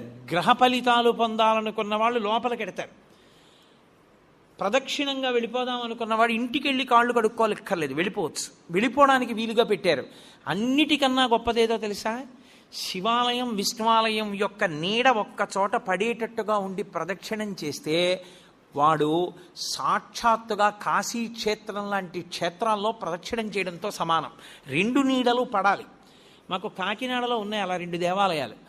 ఇక్కడ విష్ణుస్వరూపం రామచంద్ర ప్రభు, రామచంద్ర ప్రభువు యొక్క ఆలయం, ఆ పక్కన శివాలయం రెండు ఉన్నాయి. రెండిటి మధ్యలోంచి ప్రదక్షిణం చేస్తారు. శివదర్శనం చేసి రామదర్శనం చెయ్యాలి. అంత గొప్ప అమరిక. అసలు ఆ కళ్యాణ మంటపం ఒక అద్భుతం. ఆ కళ్యాణ మంటపం మీద 27 నక్షత్రాల యొక్క గుర్తులు. అవి నిజంగా మీరు చూస్తే ధన్యులు. మీ పిల్లలకి చూపిస్తే ఎందుకో తెలుసా? మృగశీర్ష నక్షత్రం ఆకాశంలో ఎలా ప్రకాశిస్తుందో, హస్తా నక్షత్రం ఎలా ప్రకాశిస్తుందో భాద్రపద మాసంలో, అవన్నీ నక్షత్ర శాస్త్రం చదువుతుంటే అబ్బా అలా ఉంటుందా నక్షత్రం ఆకాశంలో అనుకుంటాం. అవి ఎలా ఉంటాయని చెప్పబడిందో 27 నక్షత్రాలు అలాగే చెక్కారు అక్కడ. నేను ఒకరోజు 2 గంటల చుట్టూ తిరిగి చూశాను. 27 నక్షత్రాలని యథాతథంగా అలా పెట్టారు. పెట్టి 27 నక్షత్రాల్లోంచి 12 రాసుల్ని తీసుకొచ్చారు. 12 రాసుల కింద కళ్యాణ మంటపం తీసుకొచ్చారు. నేను పొద్దున్నే అడిగా, ఇక్కడ కళ్యాణం చేస్తారా అని అడిగా. ఆ కింద కళ్యాణం జరుగుతుండగా చూస్తే సమస్త గ్రహదోషములు తిరిగిపోతాయి. అసలు ఆంధ్రదేశంలో అపూర్వమైనటువంటి దేవాలయ సమ్మేళనాల్లో ఈ ప్రాంతం ఒకటి. అందుకే నేను గుంటూరు రావడం అంటే అంత సంతోషంగా వస్తాను. దీన్ని హరిప్రసాద్ గారు కాదు, మీ అందరూ కూడా నడుం కట్టి పరిరక్షించుకోవాలి. చక్కగా ఈ దేవాలయంలో ఉన్న శక్తిని మీ అందరూ కూడా అనుభవించాలి. అనుభవించి దేవతల యొక్క అనుగ్రహాన్ని పరిపూర్ణంగా మీరు పొందగలగాలి. అంత గొప్ప క్షేత్రం, అంత గొప్ప వైశిష్ట్యం కలిగినటువంటి స్థానములు. అటువంటి బిల్వవృక్షం వెనక మేడి చెట్టు, గోశాల, ఇన్ని ఏకకాలంలో ఉన్న దేవాలయం ఎక్కడుంది? అసలు యథార్థానికి నాకు ఇక్కడ వసతి గృహంలో ఉండడాన్ని ఎంతో ఇష్టపడేవాడిని. కారణాంతరముల చేత నాకు కొన్ని చికాకులు కలిగి నేను ఇక్కడి నుంచి వెళ్ళిపోయాను, వేరొక చోట ఉంటున్నాను తప్ప. యథార్థానికి నాకు ఇప్పటికీ మనసులో ఇక్కడ ఉండడమే ఇష్టం. ఎందుకంటే లేచి నాకు ఆ శిఖరాలు చూడడం, ఆ దేవాలయాల పైన ఉండేటటువంటి ఆ కలశలు చూడడం, ఈ ప్రాంగణంలోకి రావడం, శంకరాచార్యుల వారి గుళ్ళోకి ఉత్తరీయం లేకుండా వెళ్ళి ప్రణిపాతం చేయడం నాకు ఎంత ప్రీతిపాత్రములో. కానీ వేరు కారణముల చేత ఇంకొక చోట ఉండి ఇక్కడికి రావలసి వస్తోంది నేను. కాబట్టి అంత గొప్ప ప్రాంగణం ఇది. దొరకమంటే దొరికేది కాదు. నిజంగా శృంగగిరికి పీఠాధిపత్యం వహించినటువంటి మహాపురుషులు అపారమైనటువంటి కారుణ్య దృష్టిని కురిపించారు. చిత్రం ఏమిటంటే కంచికామకోటి పీఠాధిపతులు కూడా ఇక్కడ ప్రతిష్ఠ చేశారు. నవగ్రహాలు అయింది, నవగ్రహాల దేవాలయం.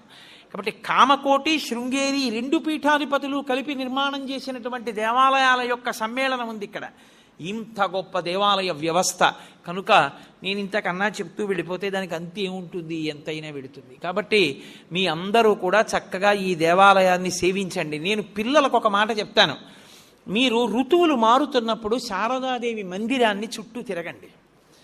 మీరు మొట్టమొదట అటువైపు నించోండి. తూర్పు నుంచి కదా కిరణాలు పడతాయి. అక్కడ యాగశాల ఉంది. ఆ యాగశాల దగ్గర నిలబడి చూడండి. మధ్యలో ఒక దళం ఉండి ఇలా తామర దళాలు ఉంటాయి, 3 ఉంటాయి. సూర్యకిరణాలు ఎలా పడుతున్నాయో మీరు ఒకసారి చూడండి. ఒక్కొక్క చోట 3 రేకులు ఉన్నాయి. ఇవన్నీ కలిపితే ఏం వస్తుందో ఆలోచించండి. ఎందుకు తామర పువ్వు పెట్టకుండా దళాల్ని మాత్రమే పెట్టి విడిచిపెట్టారో చూడండి. ఒక్కొక్క చోట తెల్లవారుజామున సూర్యకిరణాలు శారదాదేవి దేవాలయం మీద ఎక్కడ పడుతున్నాయో గమనించండి. 4 వైపులా శ్లోకాలు పెట్టారు.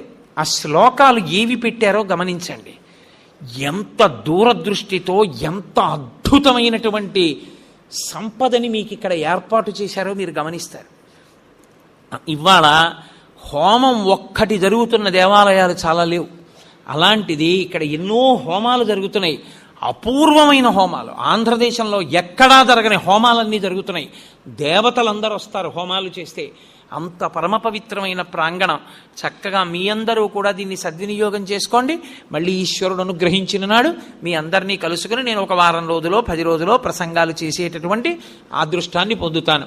కాబట్టి ఇక్కడతో మీ అందరి దగ్గర సెలవు తీసుకుంటూ మంగళాశాసన పరై మదాచార్య పురోగమై సర్వైశ్చ పూర్వైరాచార్యై సత్కృతాయాస్తు మంగళం. మంగళం కోసలేంద్రాయ మహనీయ గుణాత్మనే చక్రవర్తి తనూజాయ సర్వభౌమాయ మంగళం. ఉమాకాంతాయ కాంతాయ కామితార్థప్రదాయినే శ్రీగిరీశాయ దేవాయ మల్లినాథాయ మంగళం. కరచరణకృతం వా కర్మవాక్కాయజం వా శ్రవణనైనజం వా మానసం వాపరాధం విహితం వా సర్వమేత్తక్షమస్వ శివ శివ కరుణాబ్ధే శ్రీ మహాదేవ శంభో. సర్వం శ్రీ ఉమామహేశ్వర పరబ్రహ్మార్పణమస్తు. స్వస్తి.